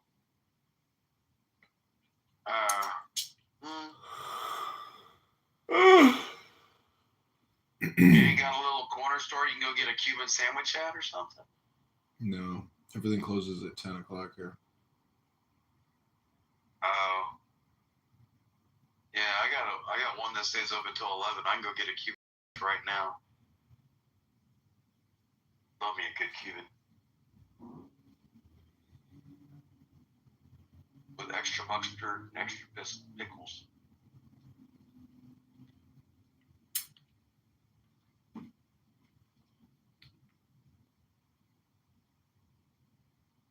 We're gonna go with Stumper. I'm gonna go with Stumper. Stumper. What is the max bench that you could do 8 times in a row? Meaning, like, he says if you can't do it 8 times, then you didn't do it. That's why I asked 8 times. Damn, 400, dude. On my Instagram, I put up a video collage photos of Mamdani and his wife with the Good, the Bad, and the Ugly theme song, and it went viral on Instagram. Oh, is it, dude? What is wrong with New York? Why? Why did they pick that? Well, the other option, Cuomo, was the biggest loser in the world. Oh, Cuomo. Yeah, I wouldn't have wanted him to be in there either. Nobody likes the guy. But they were Ares, I think, where they put Madami on there twice. They put Ares on there twice. What was the other guy? Jones. They put him on there twice, and then Cuomo once. So weird. How can they get away with that? I'm I surprised. don't know. It Why looked like couldn't an they invalid sue? ballot to me. Why couldn't they sue and halt the election until they fix the ballot? Yeah, that was a poor ballot for me. Like the way that they lined it up, that was biased as fuck. Excuse my language.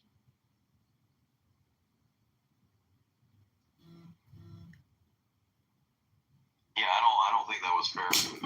And I'm not even a New Yorker. I mean, I don't even have a dog in that fight. And don't put me in jail like Michael Vick, because I don't fight dogs. Fuck. What year was that for me? That was 2018. It just worse and worse and worse till the day you die.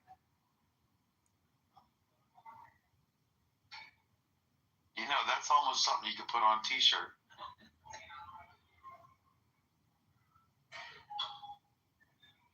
How are you getting it set up for the online campaigning that you're trying to do for 90 days?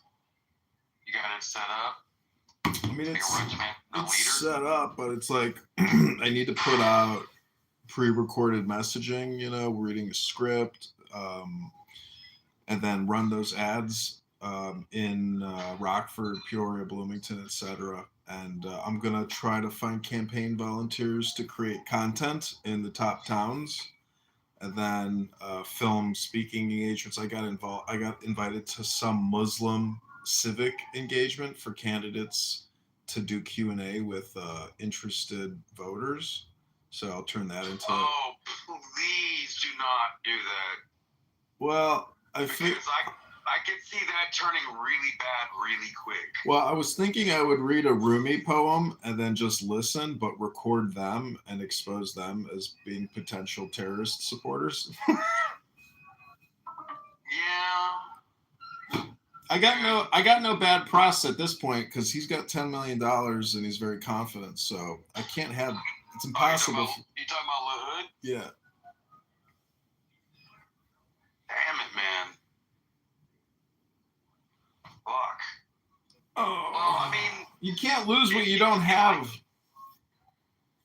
Yeah, but if I can get phone numbers for people in your district, I'll spam call them. But at least it's not like me going, "Hello, my name is Daniel."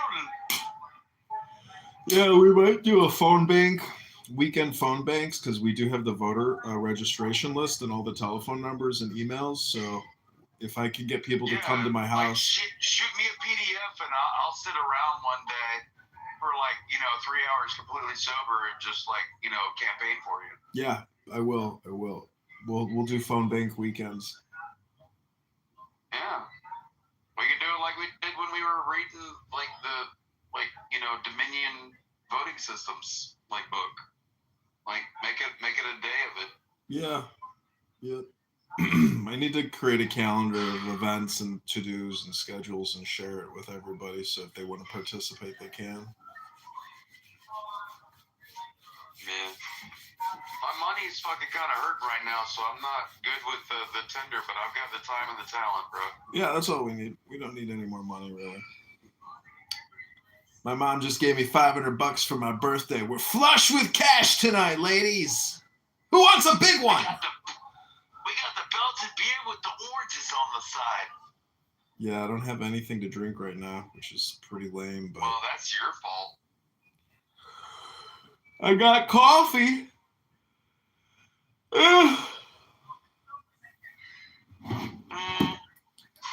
That's only fun if you mix Kool-Aid with the coffee and give yourself a sugar high.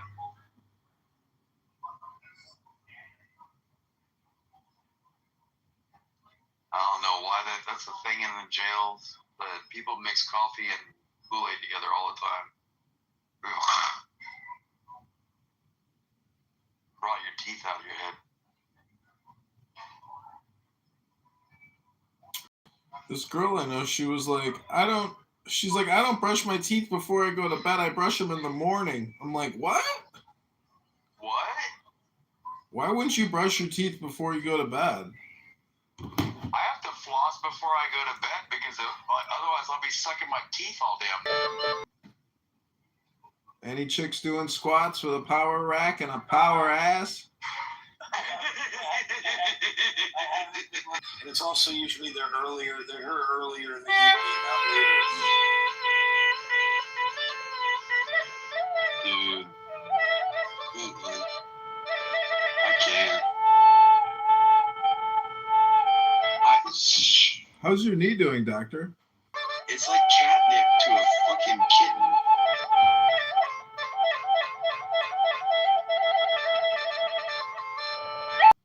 Dude, I'm down to like 165 8 times.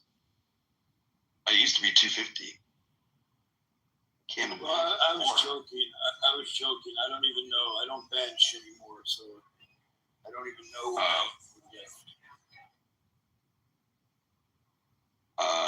My dad was military. Trust me, I had to know.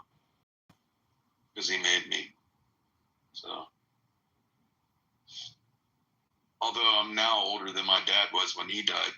My dad was John's age when he died, actually, 43.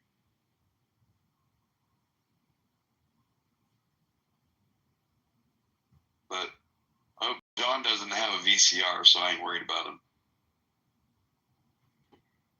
I got a DVD player. Ain't nobody want no damn DVD player when you got Netflix and Paramount and HBO Max.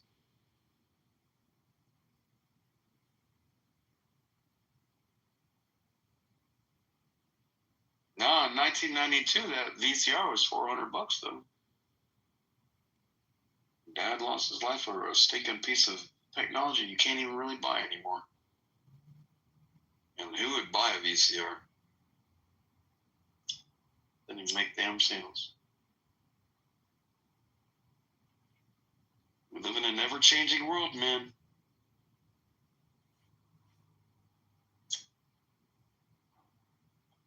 So what do you think about, like, John, politically, when you hear Mondami, like, talk about, like, government-run, like, grocery stores and free transit, like, how would you think a mayor would be able to do that of New York City, or like our biggest population city?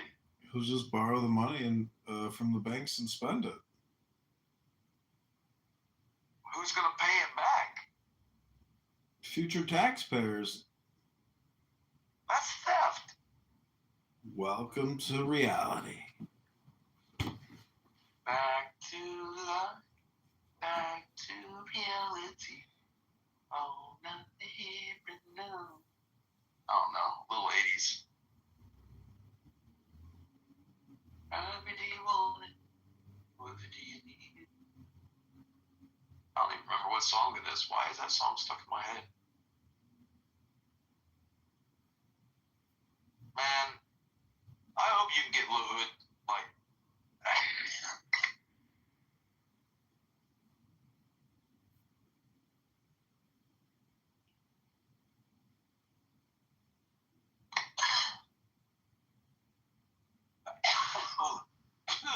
good night. I hope you can get Lil Hood ousted, as the incumbent.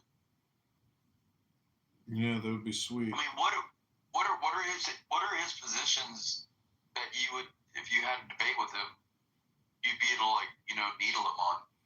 Probably the big beautiful bill, because he was a big proponent of it, and the fact that we're just deferring, revenue to the Treasury by laying it onto taxpayers for future tax payments is just crazy. We need a big balanced budget act is what we need. And government has to cut spending by 1%.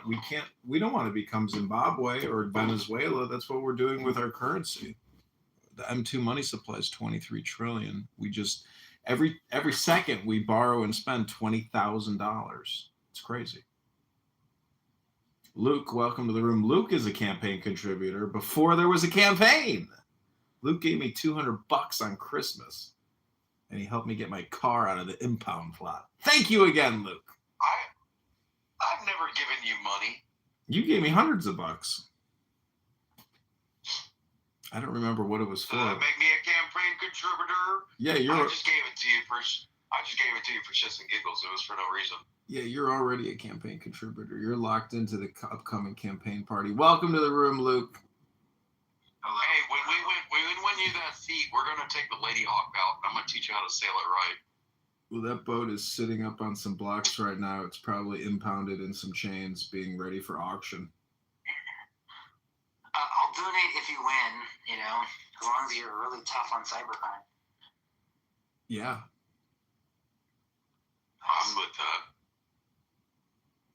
Yes, we need to go to India and kick in some doors in some big offices for the cyber criminals over there. That's right. What are you doing here? We're from America, bitch. We're here to destroy your scam. No! Banchon, go home! Do not redeem!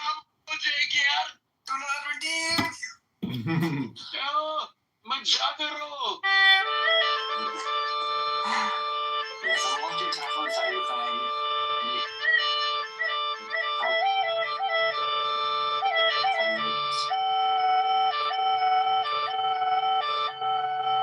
Yeah, man. Well, I hope you get a fair shake at it, though, John. And I wouldn't be afraid, dude. Knowing you and like your intellectual background, like I would never, if I was going to debate you, ever bring up religion, because I know you'd wax the floor with like me up and down the hallway. I hope you get a fair shake at getting a good debate in front of your constituents. Yeah, even if I can't get a good debate, I can try to do town halls because he's not holding any town halls. So there's just so many things that I can do that he's not doing. And it's all just publicity and credibility building. Grassroots, yeah. It's a question, like my friend Mark, who's running for Congress as well, he's holding an event. And I need to follow his lead and hold my own fundraising dinner event and create more events. The whole thing is just creating content as much as possible to try to get something to go viral and, just create more voter awareness. That's the whole thing, as much as possible. Well, like I said, if you PDF me all those phone numbers, I'll just start ringing them up, and hit them in the middle of the day.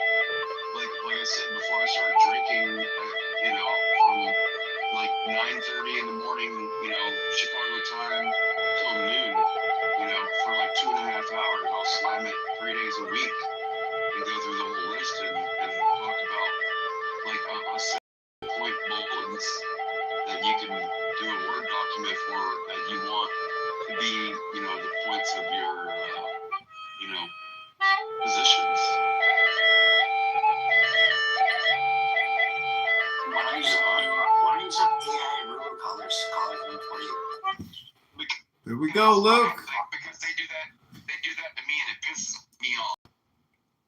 Yeah, but the AI is so much better today. No, not over a human being. I mean, it's not as good as a human being, but is it 20% as good? Because it's 100 times more efficient. Well, we have the voter registration file of over 650,000 voters. So, Luke, if you could possibly find out a good AI automation, robocaller, let's do it. Yeah. Definitely could. I can't commit to doing it. I've never. Nowadays, you can set up a full GPT model. It's not just it doesn't just say stuff. It will respond to questions and stuff, I'm not talking about just sending audio files over the telephone. Right.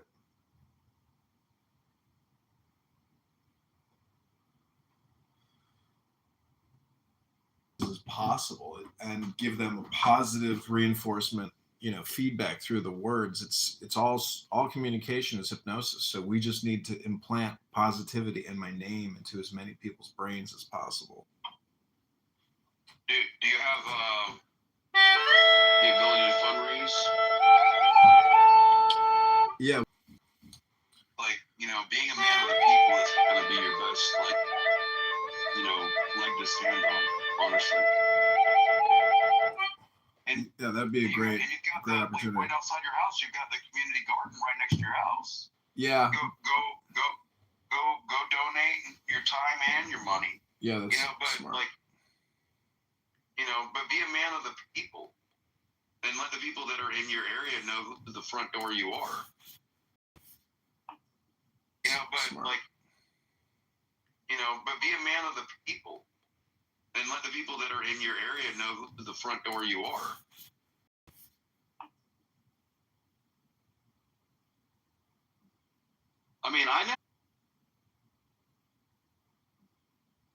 I never ran for. Well, I did run for Congress here in Georgia, but Penny Houston, I didn't even get on the ballot.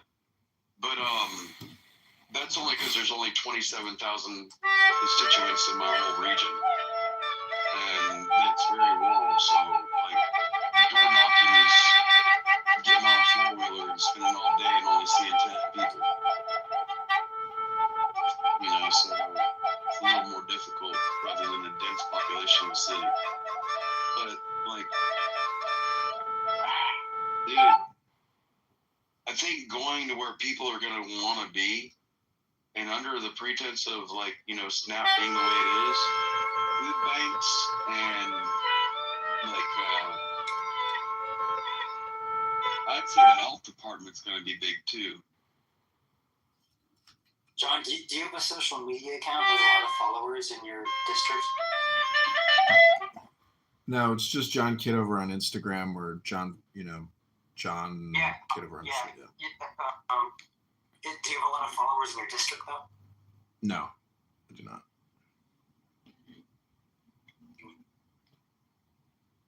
Yeah, this guy has a lot of followers in his district because he's been building Facebook campaigns, and he's got over 27,000 followers there. He's got a lot of followers. He has spent a lot of money doing targeted advertising. Welcome, Lenda. Wait, who does? The incumbent, Congressman LaHood. Why don't you just go to his Facebook page and look at all his followers and just add them using copy and paste. You can't take agent mode.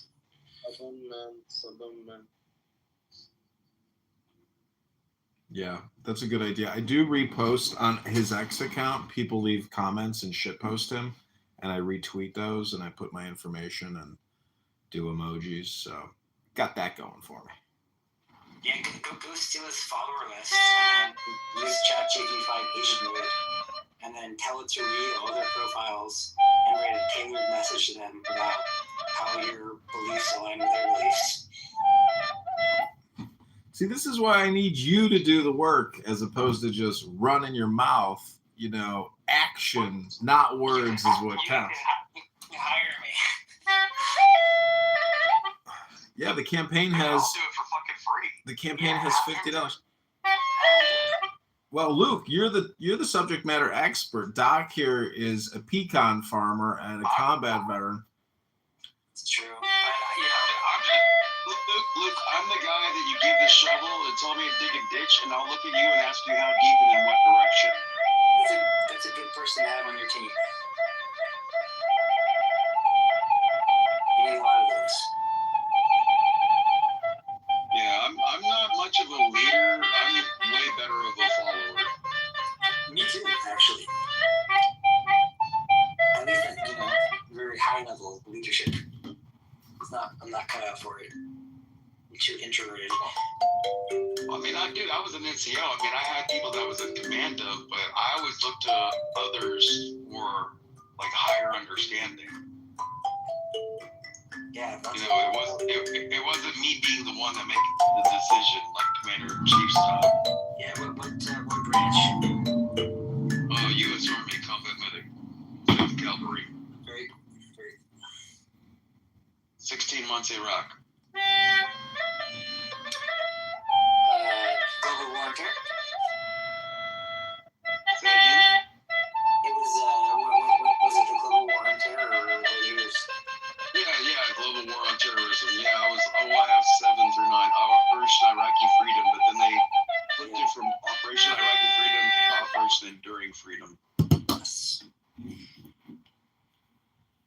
Nice. Dr. Jordan, you got a date tonight, Dr. Jordan? I've been there on that T-shirts, and John, you know, he's an all right kind of guy for an officer type Citadel guy. I mean, I'm not a big officer kind of guy, but he's all right. He's okay. Dr. Jordan, you have a date tonight? Got it. No date. No, I wouldn't. Do you have a date tonight, Dr. Luke? You have a date, you said?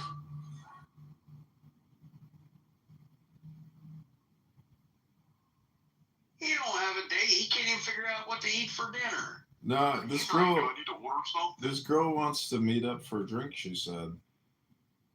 I should text her and say, how's the pool going? She's playing in a pool tournament.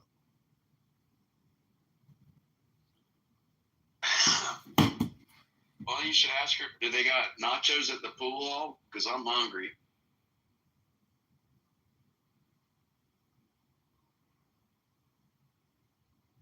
You were just talking about food, John. Dang, man.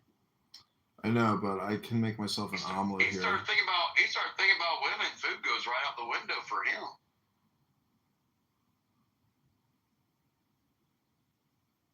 Yeah, my bad. I just didn't mean to call you out like that, but it's true.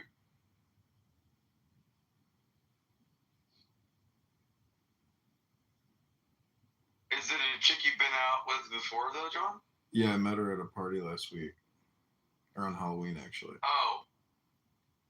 Nice. Nice. Polish chick. Now you're just trying to pick fun of me. Luke, how's your love life? It's complicated. Hey, yo.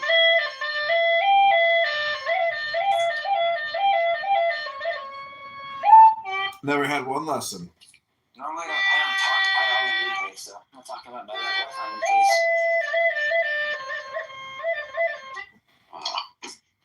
I got zero skin on.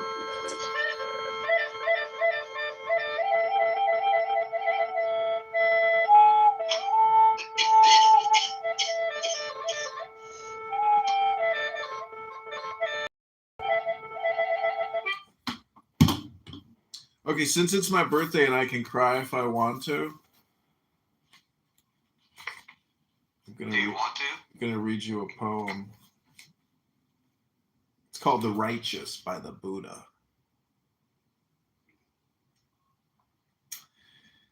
This is a meditation. Take the deepest breath of the day. Hold it for 10 seconds. It's called The Righteous. He is not righteous, who judges a situation impulsively. But whoever distinguishes between right and wrong, that one is righteous. A man cannot be regarded well-versed in the Dhamma by his rhetoric. However, even with little learning, a man who does not neglect the practice of virtue may be considered well-versed in the Dhamma. Gray hair does not make a man an elder. He is but ripe in age, and may simply be called a foolish, doddering old man. To be considered truly an elder, a man must practice truthfulness, righteousness, harmlessness, restraint and self-control, be free of stain and a monk.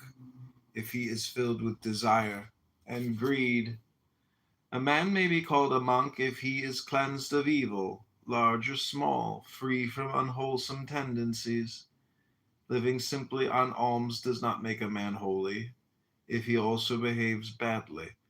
He who lives the higher life, full of understanding of the world but free of its good and evil, that one can be called a holy man. A man cannot be called wise simply because he is silent. Whoever is aware, conscious of what is, and outer life, and having chosen good over evil. You speak a whole bunch. Although I knew none of these philosophies before I met Donna. This is me repeating back to him what he's taught me over the last 4 years.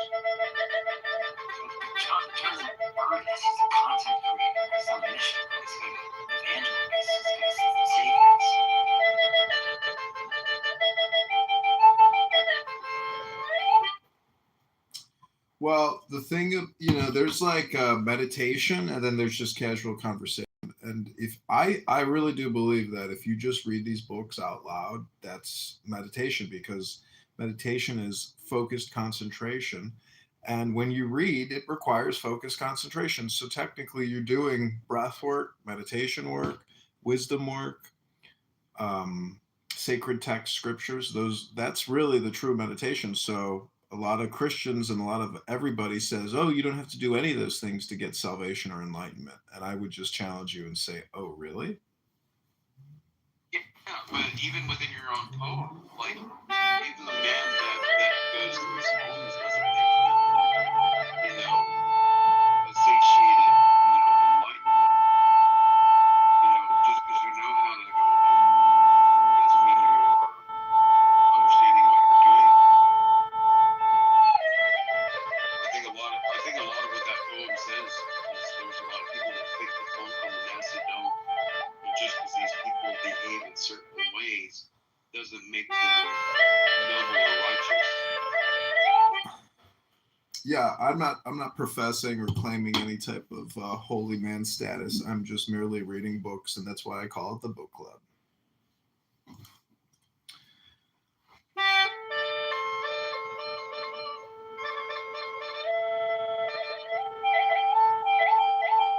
Oh, dude, I blame you, man, because all these like conjectures and thoughts are stuff that you shoved into my brain. It's your fault. I blame you.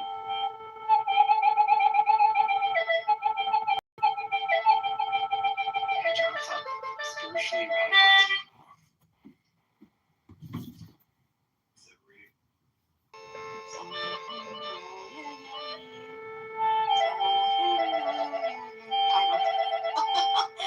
Happy birthday. John would never throw a birthday party for his birthday.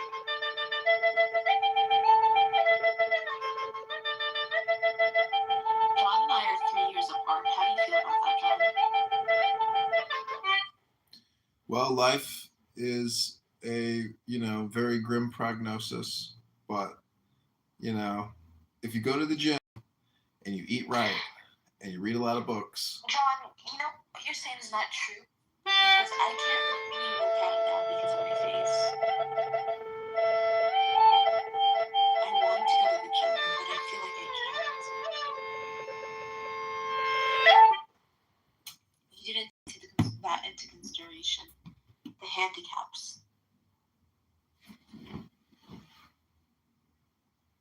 Sorry, John. I can't believe you kicked your mom out. I didn't kick her out. She went to her friend's house for the night. It's your birthday. You should have spent it together.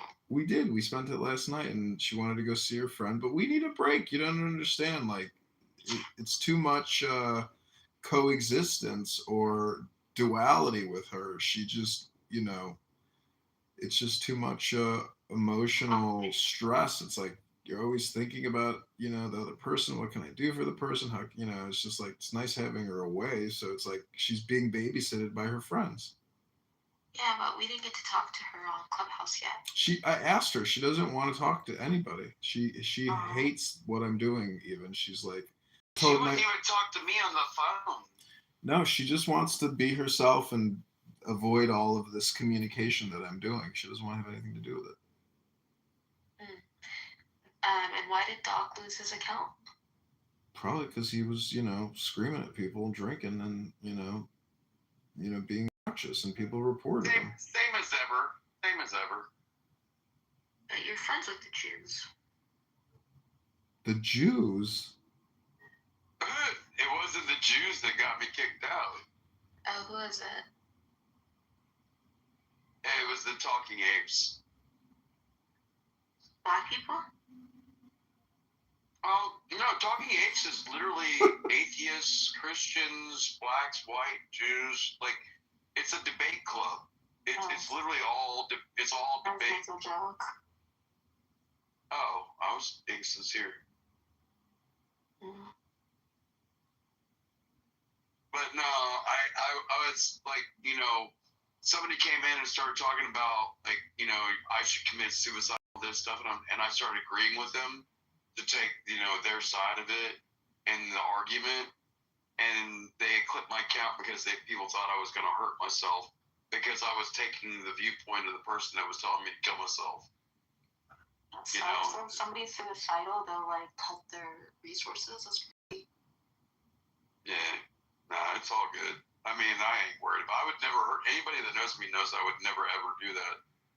I think I was I've hurt the image of God, but they try to hurt me first, and I was protecting this image of God. It's you if I can do anything about it, but if it doesn't have to come down to me, then I don't want to fight. I'm not looking to fight somebody just to fight somebody.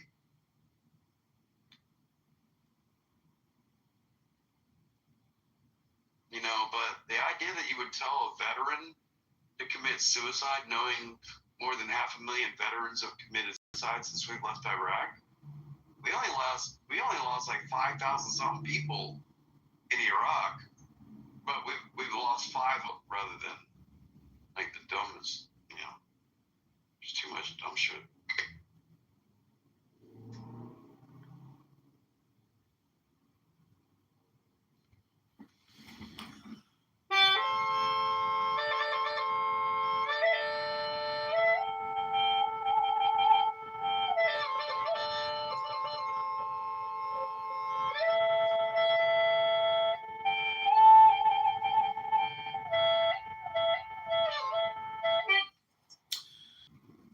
No. Let's call his ass up. Invite him to the party line. I'm calling you to tell you happy birthday.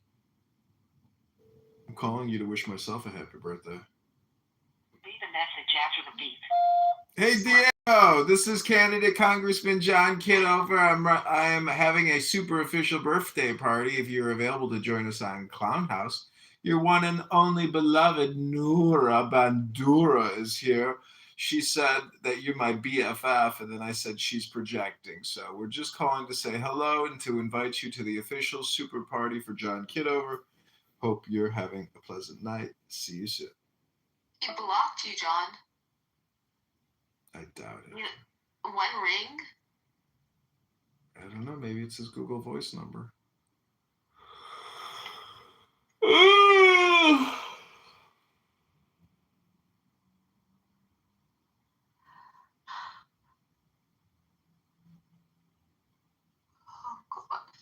You know what sucks? It's like I can't sleep on my side without it affecting my wound.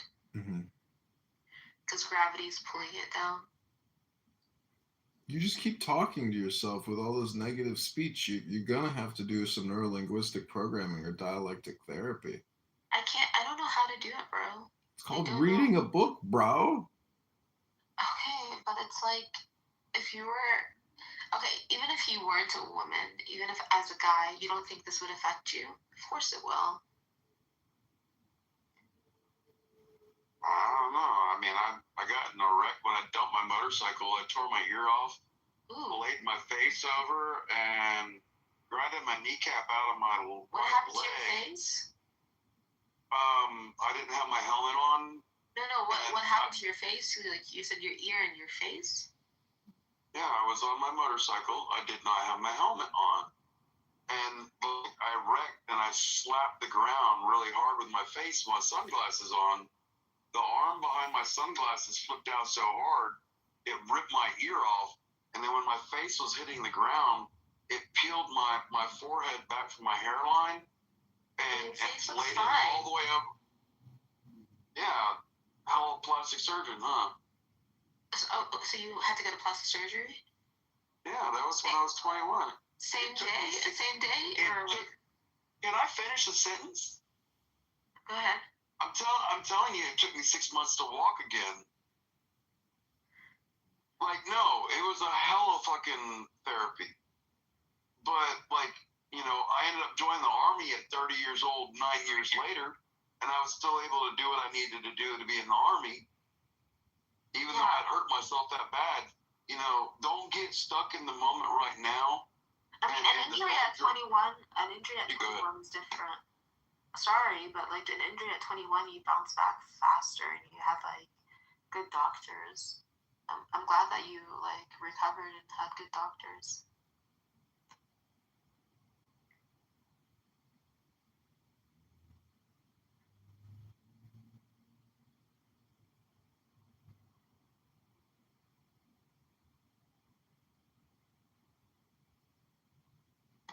All I'm saying is just don't get caught up in a moment.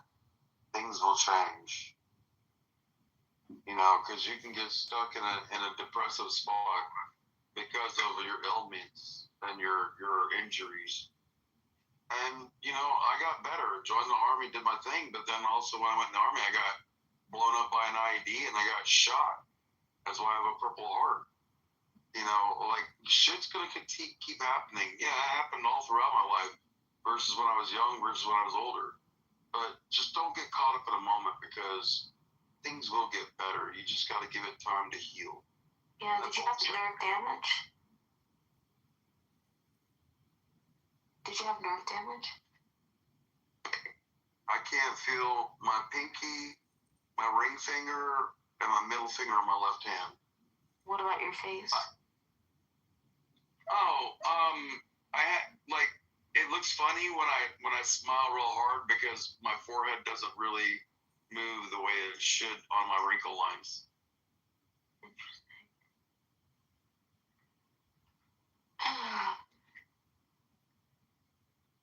But it is what it is. I mean, like, shit's gonna happen. Like, but don't get caught up in the moment and become so, like, melancholy that you can't realize that things will change and get better. Yeah.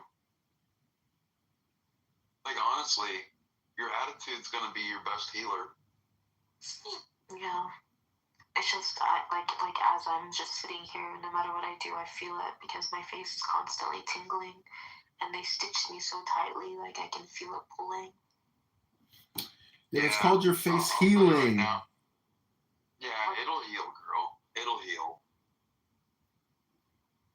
Google said that they could have stitched you too tightly and it could have messed it up. I don't think so. Google that crap. You gotta stitch it tightly. What are you talking about? If you don't stitch it tightly, it's not stitched. No, I'm saying on the inside when they stitch the muscles together. Oh. Well, I wouldn't panic. It's like going to the dentist. You feel it, you know, it takes time. These things take time. The face is healing. Yeah. Do you know what, like, redos is? I went to nursing school before I joined the Army. Went to RN school, so we have this acronym we call redos, REEDAS. And when you're looking at the sutures on your face, you want to look for redness, edema, which is like, you know, swelling and fluid like retention, ecchymosis, which is like bruising. And like you want to make sure that, you know, you're acknowledging what the drainage is, the D. And then like, you know, A is going to be like, are the wound edges approximate? Are they stuck together or are they gaps opening up? Or is it all like, you know, a suture line that you can like definitively see? And then like, then you cut your sutures. So REEDAS, redness, edema, ecchymosis, drainage, proximal edges, and the number of sutures. And but you want to make sure that they are done tight. And trust me, I know how to do 3, 2, 1, 1, 1. Because I've done cut downs. I've done like every kind of suture you can imagine on the human body. You know, as a medic in Iraq. So I kind of feel that the hospital didn't really stitch me with the proper stuff on my face. Who has done what you are going through 100,000 times. Someone who did it in combat, Nora. You're talking to the most subject qualified expert surgeon, Nora. Here, look at this. There you go. Here, look at this. There you go.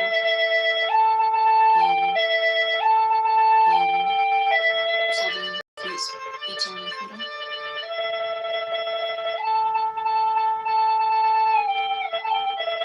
Do you see it? Shit, girl. That's the mouth. That's not the head. Well, I mean, the mouth is the head, but like the head is like, to me, is the forehead. You know the mouth is actually the quickest healing part of the whole human body? It's my Actually the quickest healing part of the whole human body? it's my chin. It cut through. It's literally the fastest healing part of the human body. I am not fucking kidding you. Like, I got in a fight with this Samoan dude when I guarantee you, with some aesthetic lasers, after, like, you know, it's healed, you'll be able to minimize. I would try to go get a consultation with a plastic surgeon now. I did, and they wanted to inject me with Kenalog. What do you think of that? Catalog? What the fuck is that? You don't know what a Kenalog is? Like, is it collagen kind of? No, it's a steroid, and it's a steroid that like makes your face. Because I've had a Kenalog injection in my my head before because I had a bald spot, and they used that Kenalog to like help with inflammation, but it made a dent in my head. So the idea was where it's like where I have scar tissue. If she injected it, because I already have developed scar tissue, where she injected it, it would make my. You must already be almost damn near like closed up by now. No, the stitches were dissolvable, so they came out like. Yeah, well, the secondary ones underneath, and then you have the top ones. Yeah, but what I'm saying is like it's so tight. Like when I talk, when I eat, when I'm just it's just not. You're just gonna have to give it. You're gonna have to give it time. It like you injured your face. You don't think it's going to stay tight forever? No. Ligaments loosen when you get old. You have to go through the heartache of it. But it will get better. I'm just saying, don't get caught up in a moment and become depressed thinking it's always going to be like this. What about the nerve damage? Will that come back? Or is that permanent? Can you smile? I can, but it's not my skin. Okay, all right. My lower lip is tingling. Yeah, but there's Nora. There's neuroplasticity, which has yet to take place. Like 3 months from now, you're going to be telling us a different story. 6 months from now, it'll be a different story. A year from now, it'll be a different story. It's not hope. It's called yes, I am right. Well, Nora, let me ask you, without you interrupting me, after I ask a question, you just tell me a yes or no, right? You said yes, you can smile. Yes? Yes. That means cranial nerve number 7 works correctly. Can you close your eyes? Yes. Cranial nerve number 7 is working. Can you open your eyes? Yeah. Cranial nerve number 3 is working. Those are the nerves from the human brain that come out through the external auditory meatus, which is like your ear hole and your skull. That interface your face in order for you to be able to smile and blink and open and close your eyes. If you're able to smile and show your teeth and close your eyes and open your eyes, your nerve function is working. Can you stick your tongue out and move it side to side? Yeah.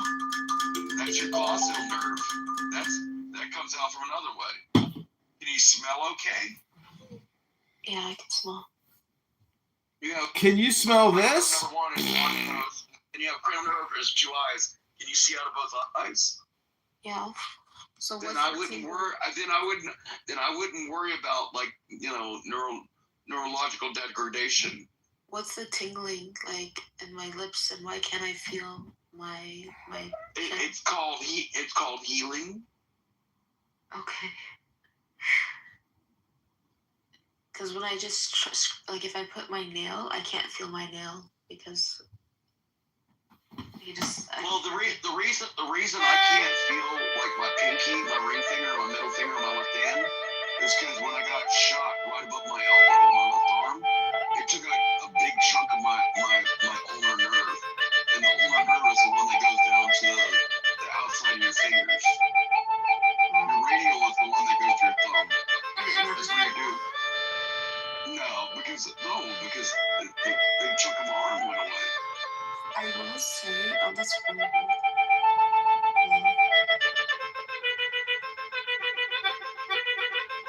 will say that I couldn't smile when it happened. Like the dentist. Well, obviously the trauma. Yeah. You shouldn't try. Well, the dentist asked me to, because I got stitched by a dentist in the emergency room, like a resident oral surgeon dentist. Well, if he's asking you to do the same things that I was doing, you're just trying to figure out whether you have nerve damage to number 7, number 3, number 1, or number 2. Because those are the ones, and then number 3 is your tongue. Yeah. But like, they're checking to see if you're having nerve damage. But it sounds to me like you got soft tissue damage, and you're just worried about the aesthetics, not whether it's going to be functional. I agree. I do care about the aesthetic, but also my functionality. I can chew if it hurts a little, or not hurts, but just feels uncomfortable because of the tightness. If it's squeaky, if it's tight, but like the tingling in my lips, it's more of a, I don't know how to explain it. Like I don't think it's an aesthetic thing. I know exactly what it is. It probably feels like you're sucking on an ice cube that tastes like velvet. No, it's just like tingling in my lips. Like before, I'm getting more function because I wasn't able to use. I was gonna just what you said. Holy crap! I couldn't use a straw before.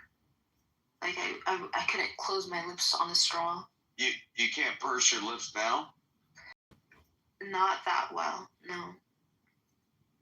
Can you purse your lips now?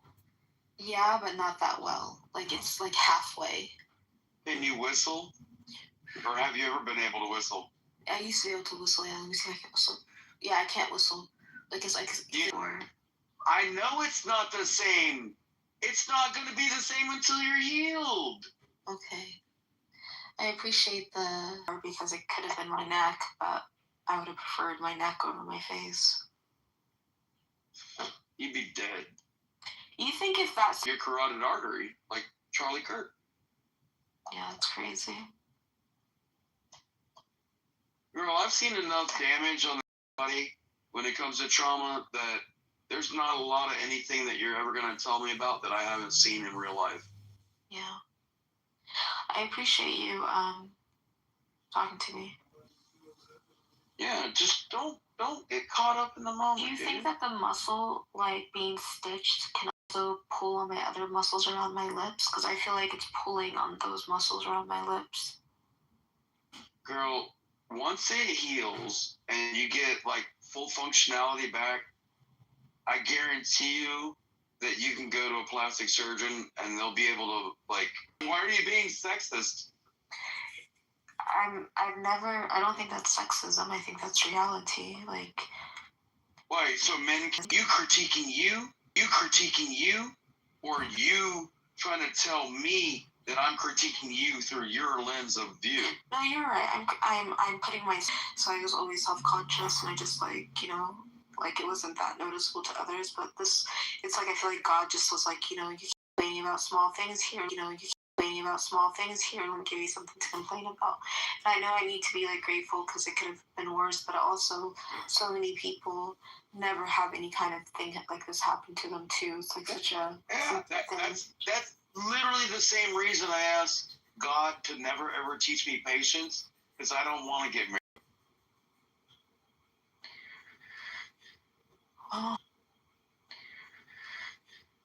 Oh, you should like.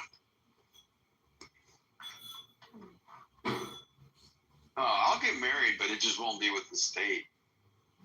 Yeah. My marriage will be with the church. It will not be with the state. And there is a very big difference in that one. Well, I mean, like the idea of the state being involved in a marriage is only like in the last 75 years. Yeah.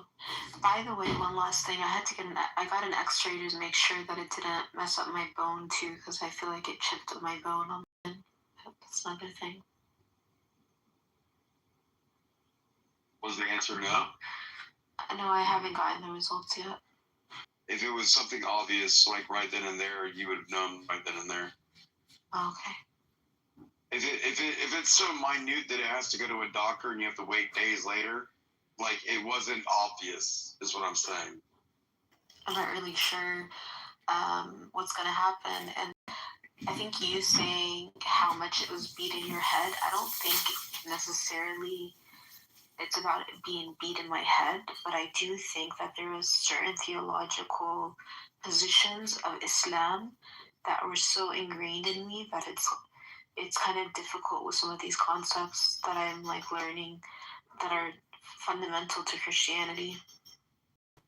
Oh, I have the same problem when I read the Holy Quran. It depends on what surah we're talking about and, like, you know, what ideology. I want to understand the people that are around me because we have different belief systems. We don't have to believe the same thing, but it doesn't mean we can't be friends either. Well, to me, it's a matter of what is the truth. So I just feel that like so many people, for the most part, do just to what they're born with, and even if they leave what they're born with, they eventually go back to that. It's very rare. Well, Nora, in my opinion, that people when you say I only care about the truth, that totally denies or negates what Southern just said. It doesn't matter what the truth is. We can still be friends. That's the real truth. Well, but like I didn't say anything about not being friends. But for me, when it comes to like God and life and religion, I want to be on the path of the truth. You know. And I agree, but well, Jesus is the way, the truth, and the life. But that's just what I was told. See, that's John, do you believe Jesus went to hell? I don't know. We'd have to read the scripture and then contemplate it. Well, it's in the Apostles' Creed. I mean, how do you know it's not metaphor? John, the evidence within the Holy Bible was when Jesus was resurrected, like he came out of his tomb, he was in what it was known as his Shekinah glow. And, like, you know, he was glowing with, like, this golden aura around his body when he came out of the tomb. And the first person to see him was Mary Magdalene. And Mary Magdalene tried to go run up and grab and hug him. And he said, "Woman, do not touch me. I have yet to see the Father." So he was talking about with her in that statement that he had gone to paradise to see the prophets of old that they may know him. And he was on his way to see his Father in his Shekinah glow. So he was on his way to go to heaven. And that's just how, like, Christians read it. At least Southern Christians read it. You know, but again, that's just my belief system because of my ethnicity and my culture of how I was raised. You know, John was raised by a gorgeous mom and a dad that knows a hell of a lot more stuff than I do. You know, we're all raised differently. But it doesn't. Oh, hold on. I'm sitting in the dark listening to cover music. I see the book. If I can get the stupid light to stay on. It's got a faulty switch. But I have. You know, talk to me about any surah. It's in English. It's been translated. Yeah. But I read it just because I wanted to understand the people that were around me when I was in Iraq. I mean, I lived there for almost a freaking year and a half. You know, my Arabic is a shway. I sound a majnoon when I speak like what people think about Americans, especially dumb rednecks like me from the South. Arabic sucks. You know, my Gujarati and majnoon. Fuck. You know. Hindi kalkatam ho jagya dek to ten chapanch like. All I know is I can get a hooker in 11 languages, a beer, and a taxi ride to an airport in like 11 languages.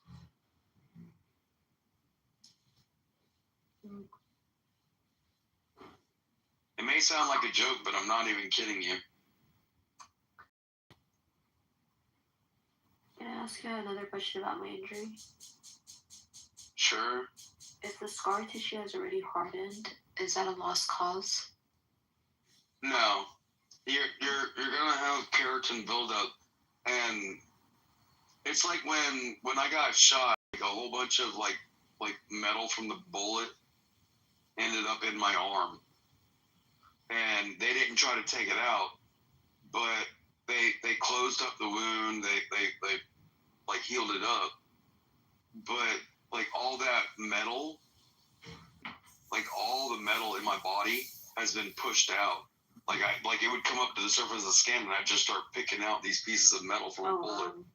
The way that it's gonna try to like solve the connection issue, but eventually the subdermal tissue will push the keratin out, and you'll be able to like exfoliate that keratin buildup away.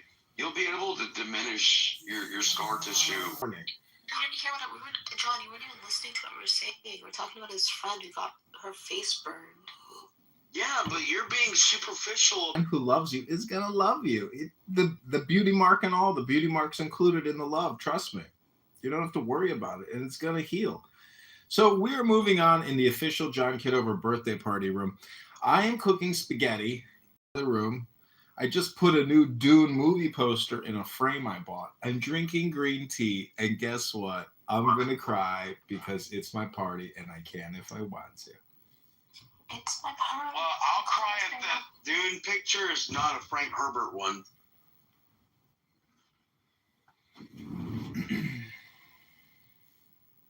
Is it an original Dune, or is it the new Dune? It's an antique poster. I bought it like a couple of years ago. Let me take a picture of it. Is it the one from the 80s or the one from the 2000s? I think from the 80s. It's an original poster. It's a collectible. Yeah, when it was a French-made film, and it was Frank Herbert, Dune, the original from '85. Like, if you got that poster, I want to buy that from you. PTR. Let me see.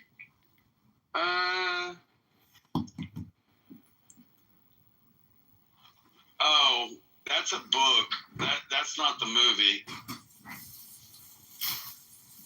Yeah, the shadow. Yeah, the Sandworms of Arrakis. Yeah, that was the book. That wasn't a movie.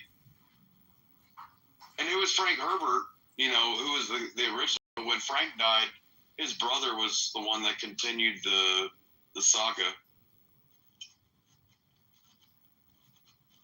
Like, I've been a big fucking Dune fan, like, my whole life. That's probably my favorite, like, sci-fi movie of all sci-fi movies.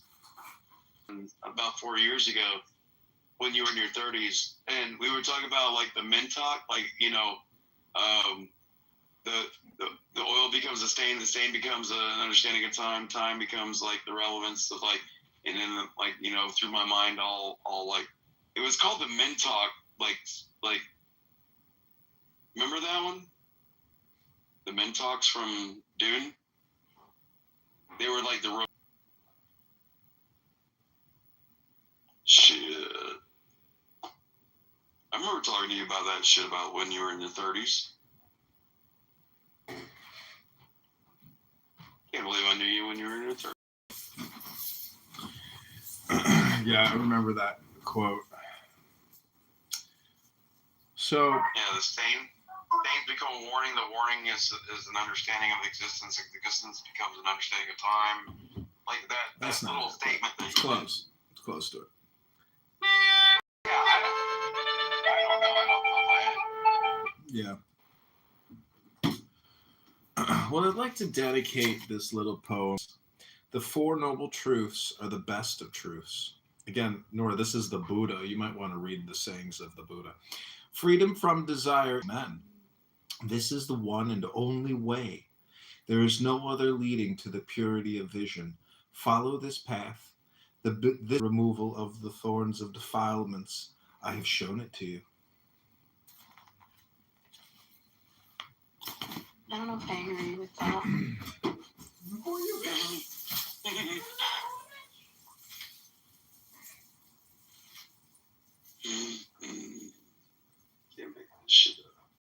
desire is so human and so necessary. Like, you don't have humanity without desire. Do you have the love of God without desire? I am the love of God is. Nora, it's describing silence, meaning that quiet your mind. If you want to be in the way of her, shut up. You just constantly think, and you constantly observe, and you constantly say, I don't agree with that. It's not about agreeing or disagreeing. It's got a chatterbox. God STFU. But John, my mind is usually silent. Like, I don't really have rushing thoughts or thoughts in my mind. Contrary to Clubhouse mental illness diagnoses.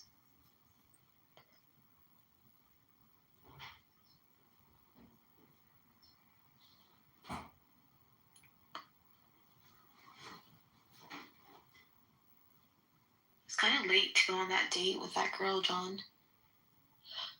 Oh, Nora, you want the truth? You got the truth.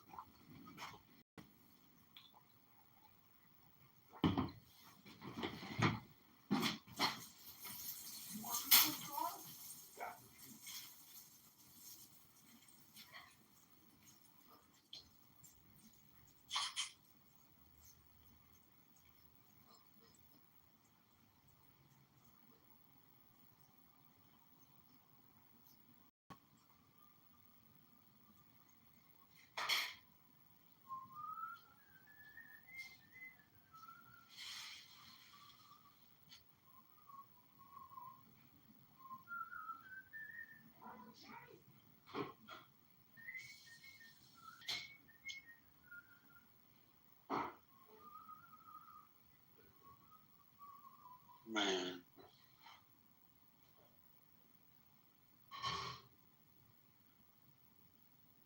Trying to figure out whether I'm going to go golfing or fishing tomorrow. Big decision.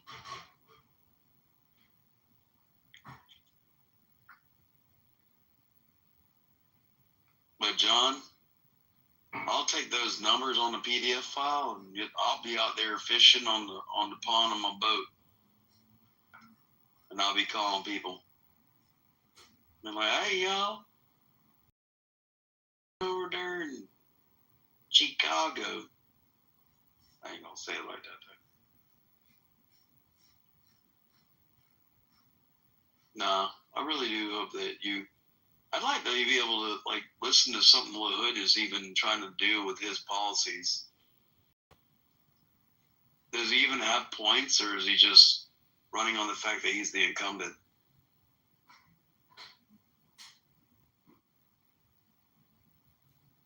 What do you think, Luke?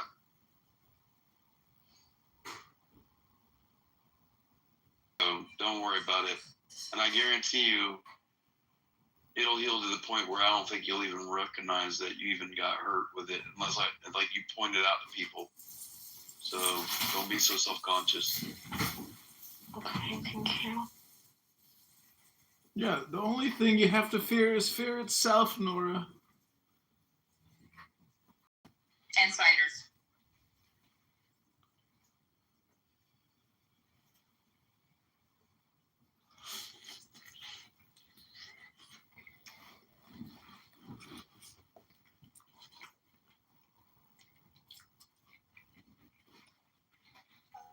Just Well, the title of the room, so I came in here, John. Happy birthday. I'm feeling an asshole. I did not know it was your birthday, or I would have been in here all day long congratulating and throwing glitter and shit. Happy birthday, sweetheart.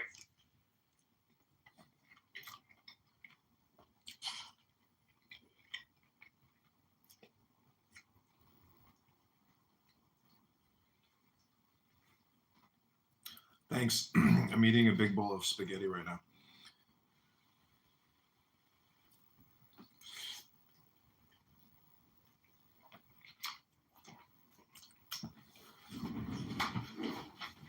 Well, then get you some cake. How old are you? He's 21. See, I was going to say 27. Every year I celebrate the anniversary of my 27th birthday. No, always will. Mm-hmm.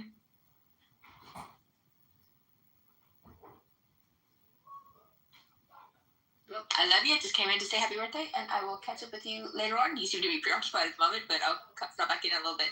So, happy birthday, sweetheart.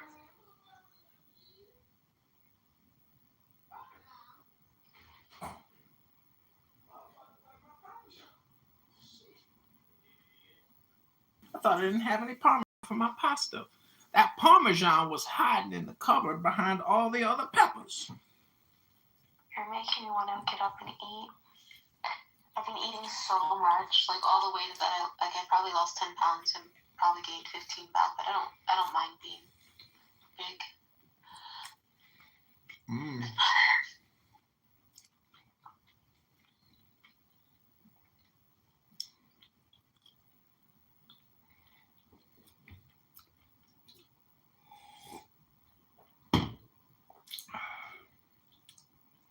Pasta.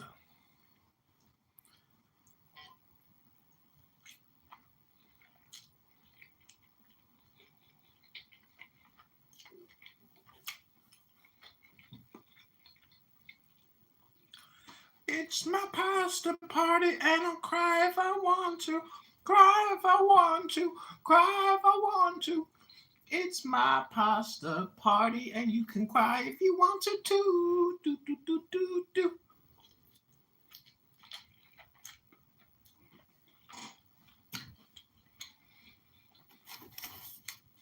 Okay, this is the rest of what it says about the way, Nora. Read something else. I don't want to hear you. You don't want to hear the sayings of the Buddha? No. Well, that's your problem. Like, why the Buddha? Like, why the Buddha? Because it's intelligence. You schmuck. God deals with intelligence. I don't know.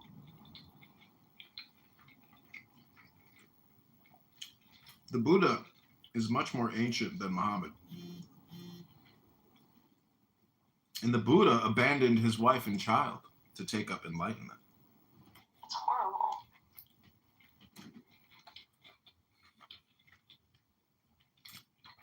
I don't think it like really means what it sounds like. I think it means like he basically, stopped dealing with all the drama and became drama free. That's not what he said. He said he abandoned. Which is true.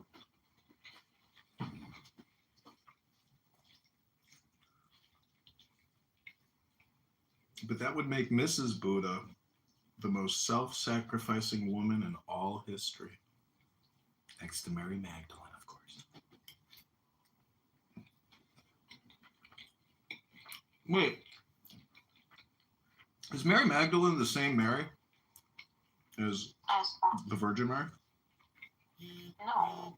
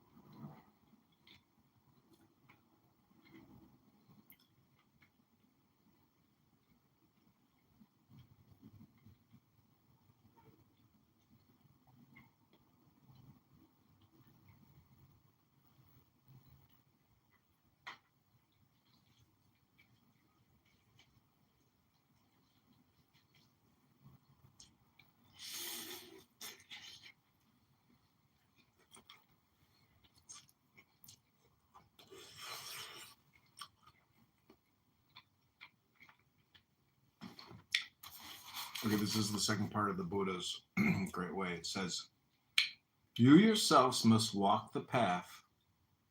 Buddhas only show the way. Those who are meditative, who have gotten on the path, will be free from the bonds of Mara. All conditioned things are subject to change. When one realizes this truth, one feels wearied of these suffering heaps. This is the way of purification. All things in the world are insubstantial. When one realizes this truth, one feels wearied of suffering. This is the way of purification. The lazy man, weak in mental discipline, indolent, prone to sloth, unproductive, and though young and strong, failing to move at the right time, never finds the road to wisdom. Curb your speech, restrain your mind, commit no evil deed. By these means, accomplish the practice of the path made out by the sages. Wisdom is born from meditation. Not to meditate is loss. Know the difference between gain and loss.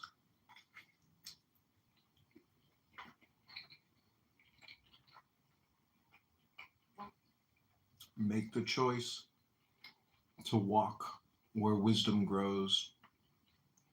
Cut down the whole jungle of craving, not just an isolated tree in the forest. The jungle of craving harbors danger.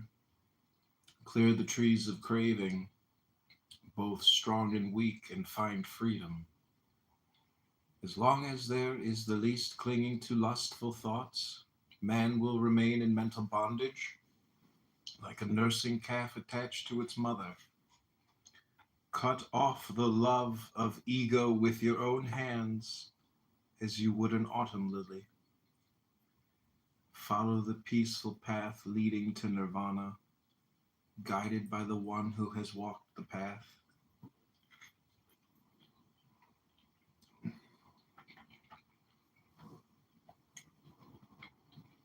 I shall live here in the rains, there in the winter. Elsewhere in summer, muses the fool, not aware of the nearness of death. Death carries the unaware man away, while he is still busily acquiring children and animals, much as a rampaging flood engulfs a sleeping village. When death comes, neither children, father, or other loved ones can offer refuge. Aware of this, the wise behave well. Don't postpone right action, but clear the path to nirvana.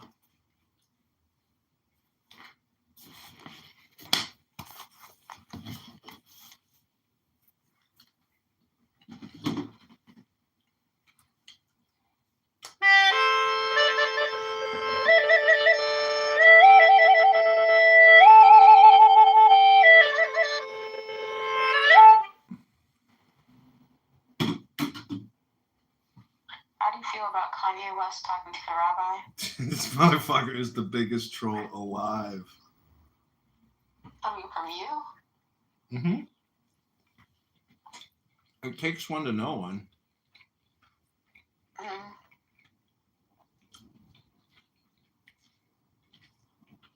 Guy's the laziest motherfucker in the world. He can't read a book. He's got to create a video of him talking to a rabbi. He's so fucking lazy.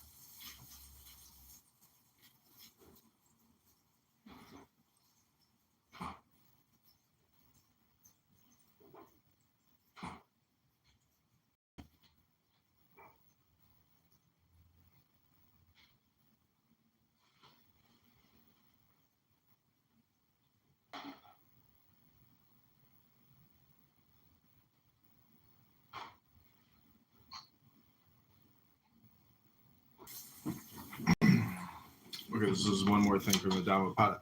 Nora, what you're saying is you're searching for God, but God is within you. And so if you keep searching all the other places, the Catholic Church, the Protestant Church, the Muslim Church, this church, you're always going to be looking away from the correct direction, which is within.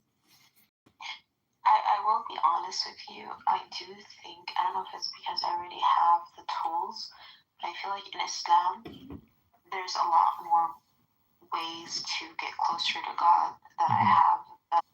Ways to get closer to God that I have, that I know, than the other paths. Reading books out loud is prayer to the divine. It's called chanting hymns. It's called chanting sacred text to the divine.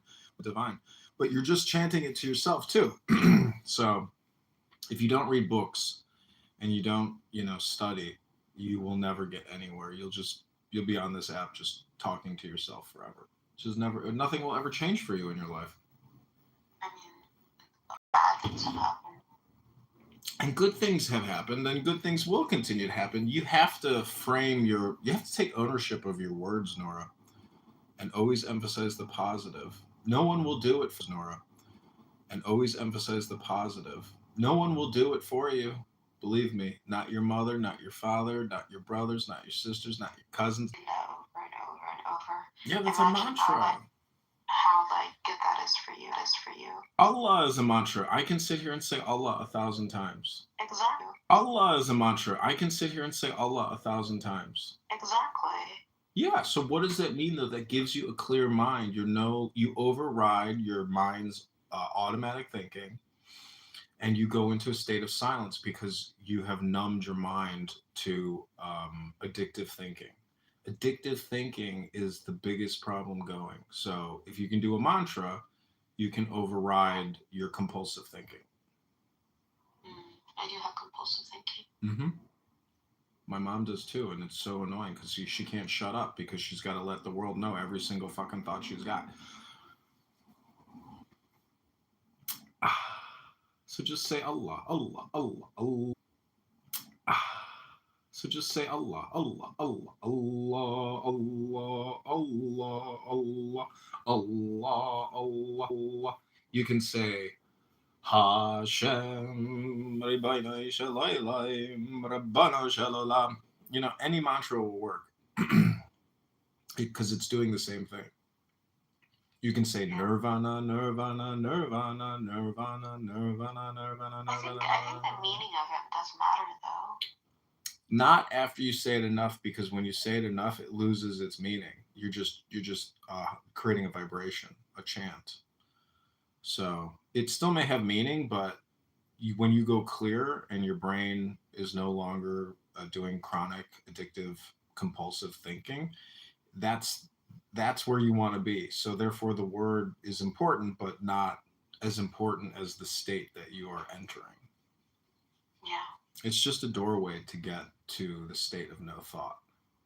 And they say that. Huh? I said got it.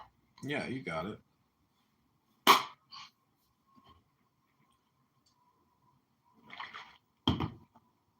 But what's cool about reading a book out loud is you're doing the same thing, but it's much more complicated. And you can access real intelligence. And hopefully when you read out loud, you have comprehension. If you have comprehension, then you become the Skywalker, and you have the power of the Force. So everybody on this app is just addicted to talking, addicted to thinking, but no one is exchanging real high value information like they are in the official John Kitover birthday party room. Victory! Victory! Alhamdulillah!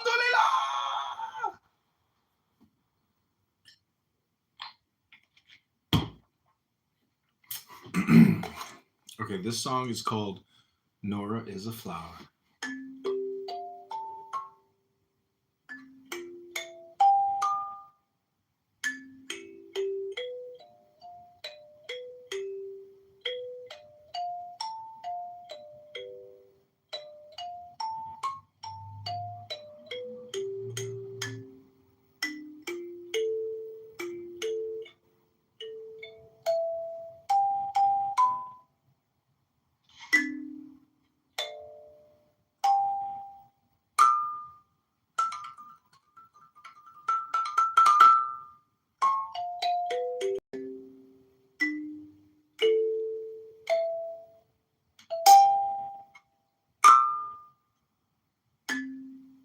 Nora is a Flower, performed by candidate Congressman John Kitover of the 16th District. If by giving up lesser comforts, a greater happiness is to be found, the wise should give up the lesser.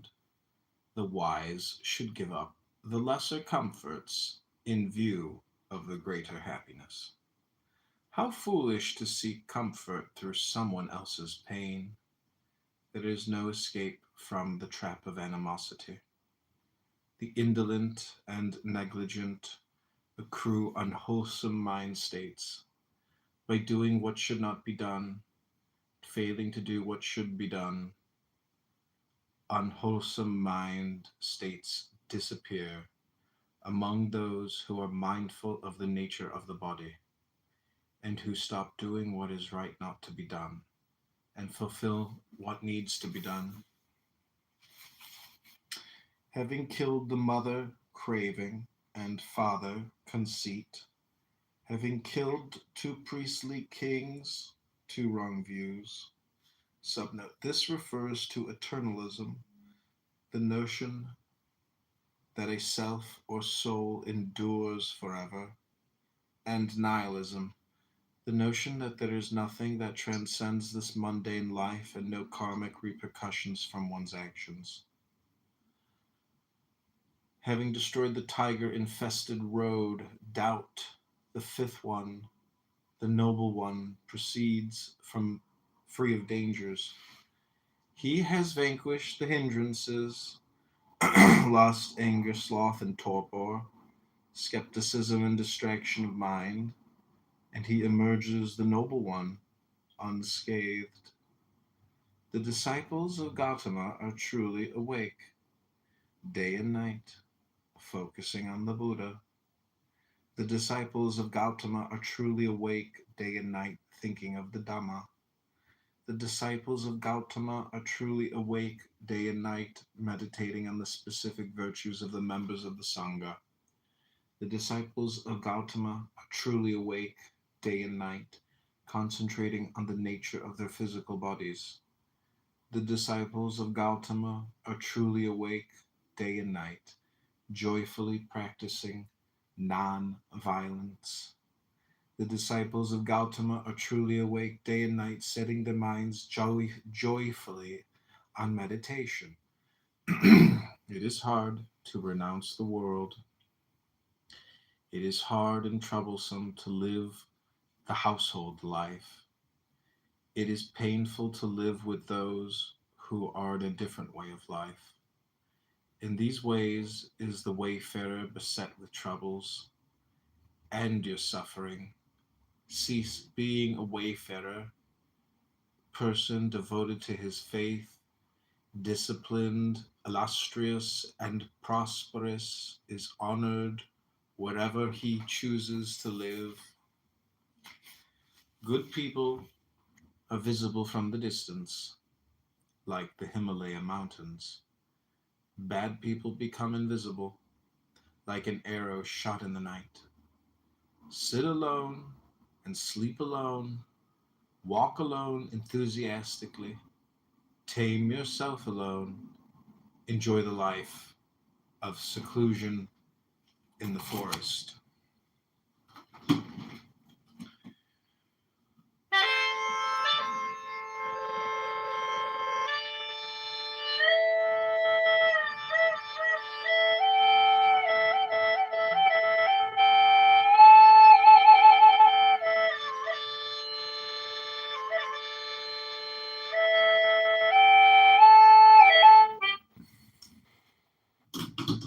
What'd you think, Nora?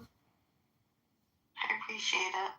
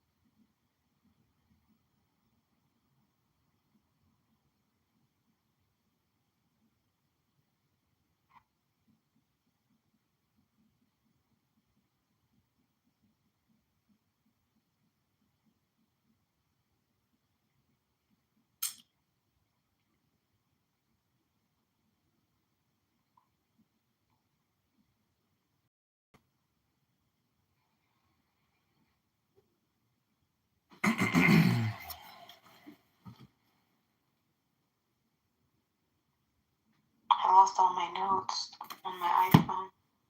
No. How will you live without your notes? It had like my poems and stuff.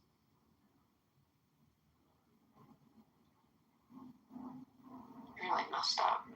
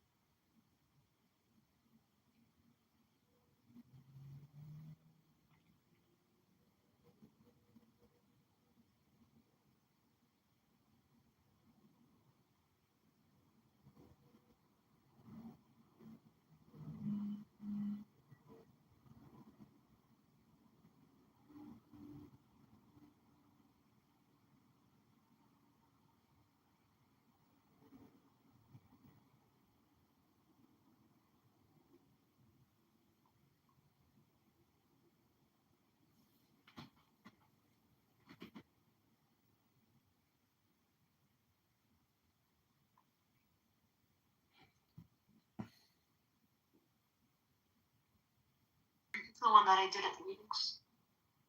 Just try the password reset. It's wanting me to reset it to my phone number, and I've changed my phone number. But I think I might still be able to connect to my WhatsApp. I can find my phone. But when I get that phone,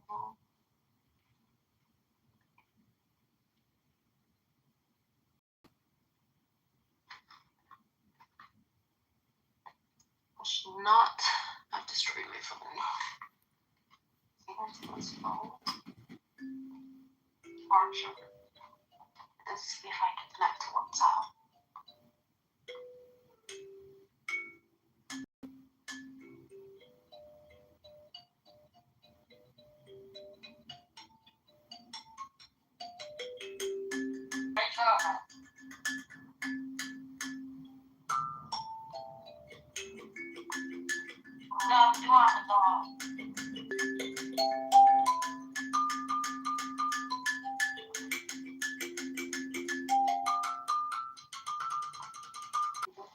Would I still have that WhatsApp? What was that? Trying to see if this is charging. I don't think this phone's gonna charge. Like if I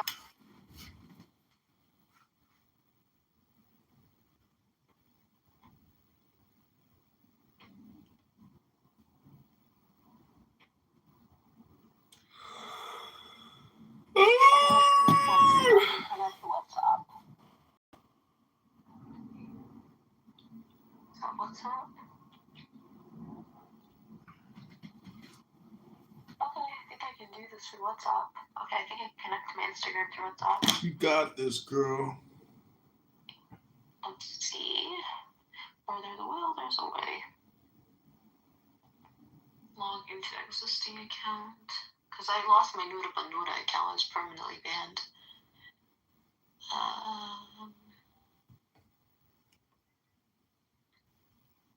Enter password.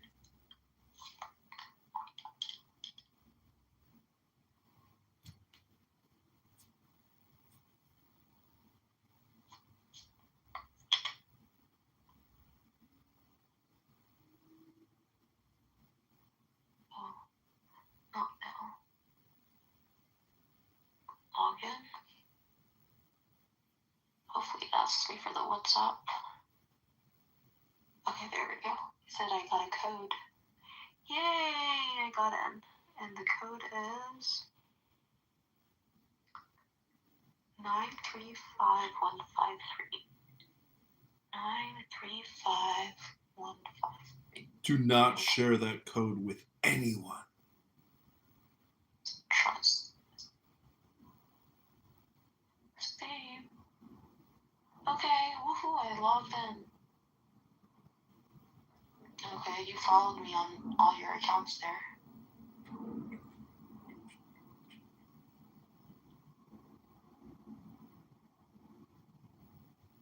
I have to use this account since I don't have access to the other one.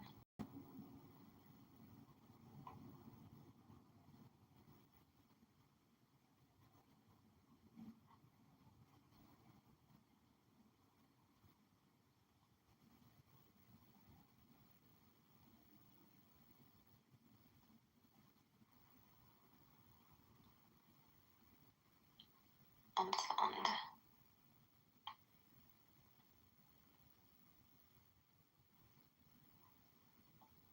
A psycho.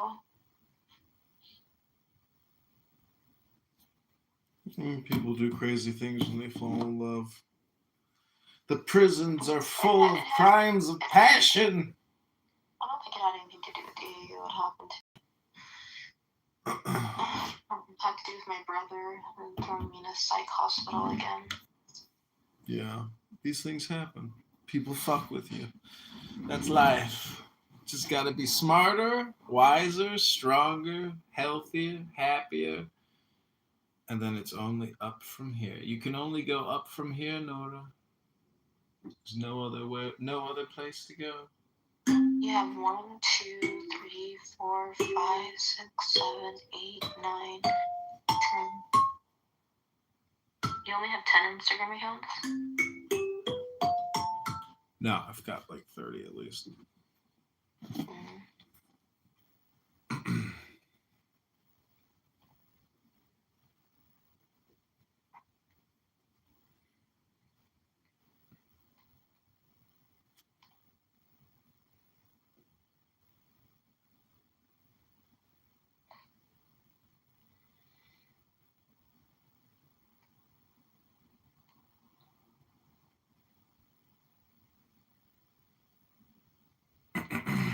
I got a lot of work to do. I have recorded, Clubhouse for like 4 weeks now, and recorded a lot of books, but a lot of the videos are on private, so I have to find some time to go through like 20 YouTube accounts and turn thousands of videos You make public. your videos on private after you have them on live for a while. Why do you do that? I don't. It's just the way that YouTube works. It automatically sets it to private. Oh, I see. Not always, not all of my accounts do that, but I don't know why. I just have to. It could be because the subscribers are low. It forces me to do that, and my biggest account doesn't make me do that. So my big account only has 1,700 subscribers, so it's not huge. But compared to my other accounts, I got like 700, 800, 400.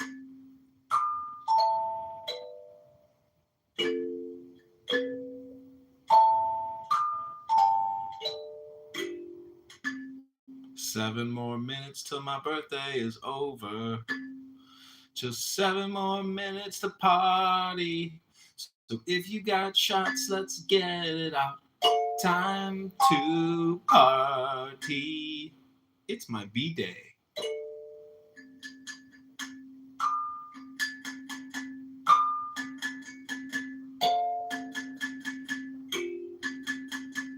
Nora is here partying at my birthday party.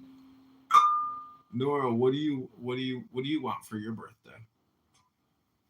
I want my face to heal and to go back in time. Oh, so one thing is real and the other thing is imaginative. There you go. Well, unfortunately, Nora, you do know there's no such thing as the past, right? Right now, there's no past. Right now, there's no future. It's a concept. It doesn't exist in the now. The now is all there's ever been and all there ever will be. There's no such thing as a future.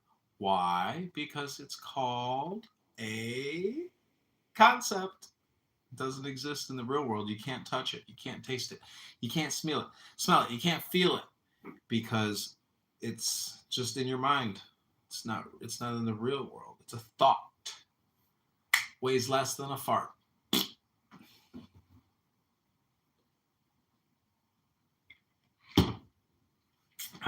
Well, we got 5 more minutes. 5 more minutes.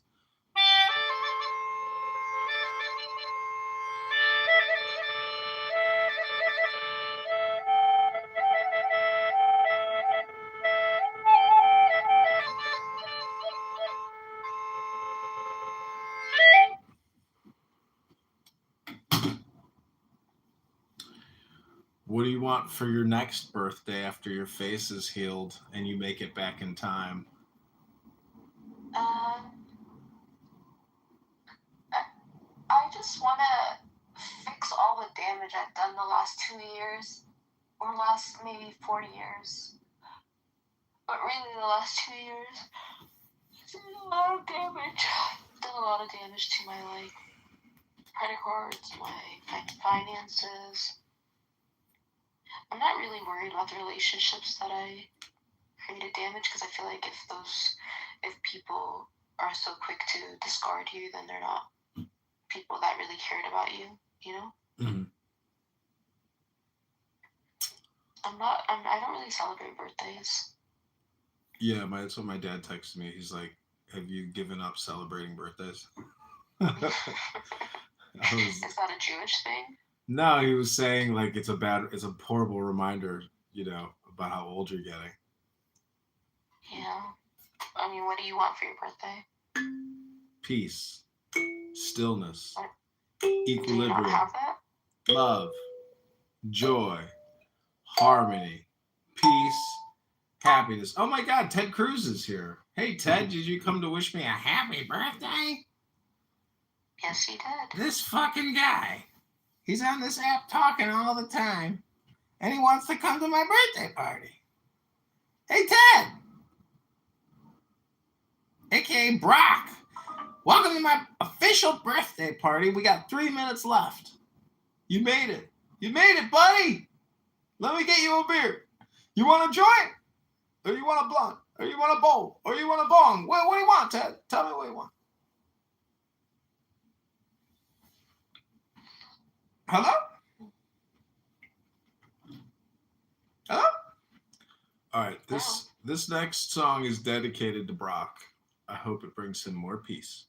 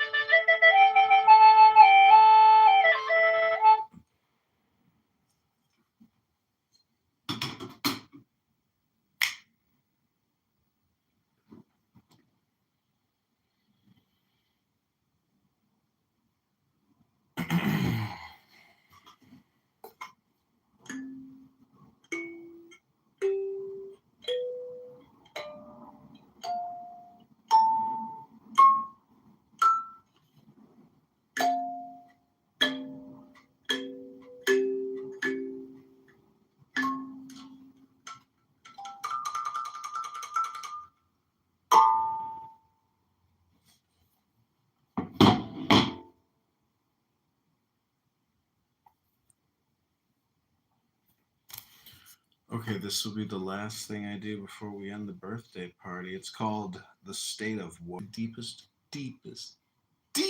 breath of the day. The liar is headed for sorrow. The man who denies what he has done is headed for sorrow. Both doers of evil deeds are in the same state after death. Many, though wearing the saffron robe, are mean and undisciplined. Being that way, they are headed for sorrow. It is better for an immoral person to swallow a red-hot ball fully ablaze than to eat the food provided by pious people. 4 misfortunes befall the careless person who pursues other wives: acquisition of demerit, disturbed sleep, and rebirth into a sorrowful state. Like Brock. Slight is the pleasure of the frightened man and woman. Severe consequences follow. Therefore do not court another's wife. Just as a blade of kusa grass handled improperly cuts the hand, So does the life of a recluse handled improperly bring him to a sorrowful state. A deed done carelessly, a vow badly kept, the higher life led without integrity, all these yield poor results. If anything is undertaken, do it impeccably. Poorly led monastic life stirs up the dust of passions more widely. Better to avoid doing evil and not suffer the torment that follows. Better to do what is right and not suffer the regret. Just as a border town is protected within and without, so let one guard oneself and not let the opportunity pass. To neglect that opportunity is to invite suffering. Some are ashamed of what is not shameful, and shameless about what is shameful. Follow such false views. They go to a sorrowful state in the goo. Some are fearful where there is nothing to fear, and are fearless where there is much to fear. Holding such false views, they go to a sorrowful state. Some see what is right is wrong, and what is wrong is right. Holding such false views, they go to a sorrowful state. Those who see wrong as wrong and right as right hold right views and go to a joyful state.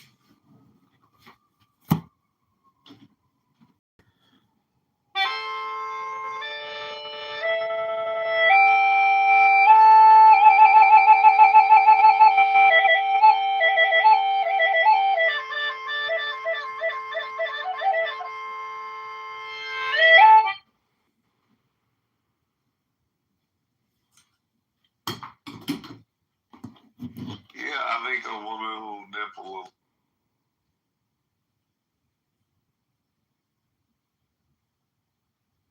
Like help her be a little family with her stupid kids from two different fathers. Like oh, of course, let me leave my successful music industry life and move to Oklahoma City with a bunch of fucking untalented losers, right? Like all of her friends are fucking idiots, and they're all in bands and they all suck. They're all like they're beyond Olympics. Right? It's like the Olympics of fucking life. I don't know what it is. Her best friend, JC, was a piece of trash who cheated on her husband. She actually went with Ashley to meet me for the first time in July in Tulsa, right? And then she met a guy at like 4 a.m, some random dude. And she's married with 3 kids, you know. And so I'm like, okay, if Ashley's hanging out with this, they probably cover for each other, you know. It's like, it was just like the thing where it's like, okay, I gotta have a 4-year-long relationship. I'm just gonna fuck around with like crazy girl, and whatever. And she lives in Oklahoma, so she won't be up to my fucking business. So I kind of want my space, like, you know. But it turned out to be a bad idea. See, so I shouldn't have done it. You're right. You're right. Like Royvis is evil. Timothy. Oh no, Timothy thought it was evil before. No, actually, this gave him more, you know, power to convince other people that I'm evil. But he already didn't like me. Wasn't nothing new. The reasons is that you were skewering one of the hottest chicks on this app. Yeah. Why did she go for a nice guy like Timothy? Why big bad evil Royvis? I know, it really bothered him. He's like, why do they always go for the bad boy? What is like? I know he's an incel. He has to be because he gets so bothered when I and it's like, I don't know. I don't really know any incels. Like, but the guys I hang out with, they all have girlfriends or friends with benefits or something. You understand? But I don't think you quite understand the length to which these people go to like blacklist people. They open chat rooms, private rooms.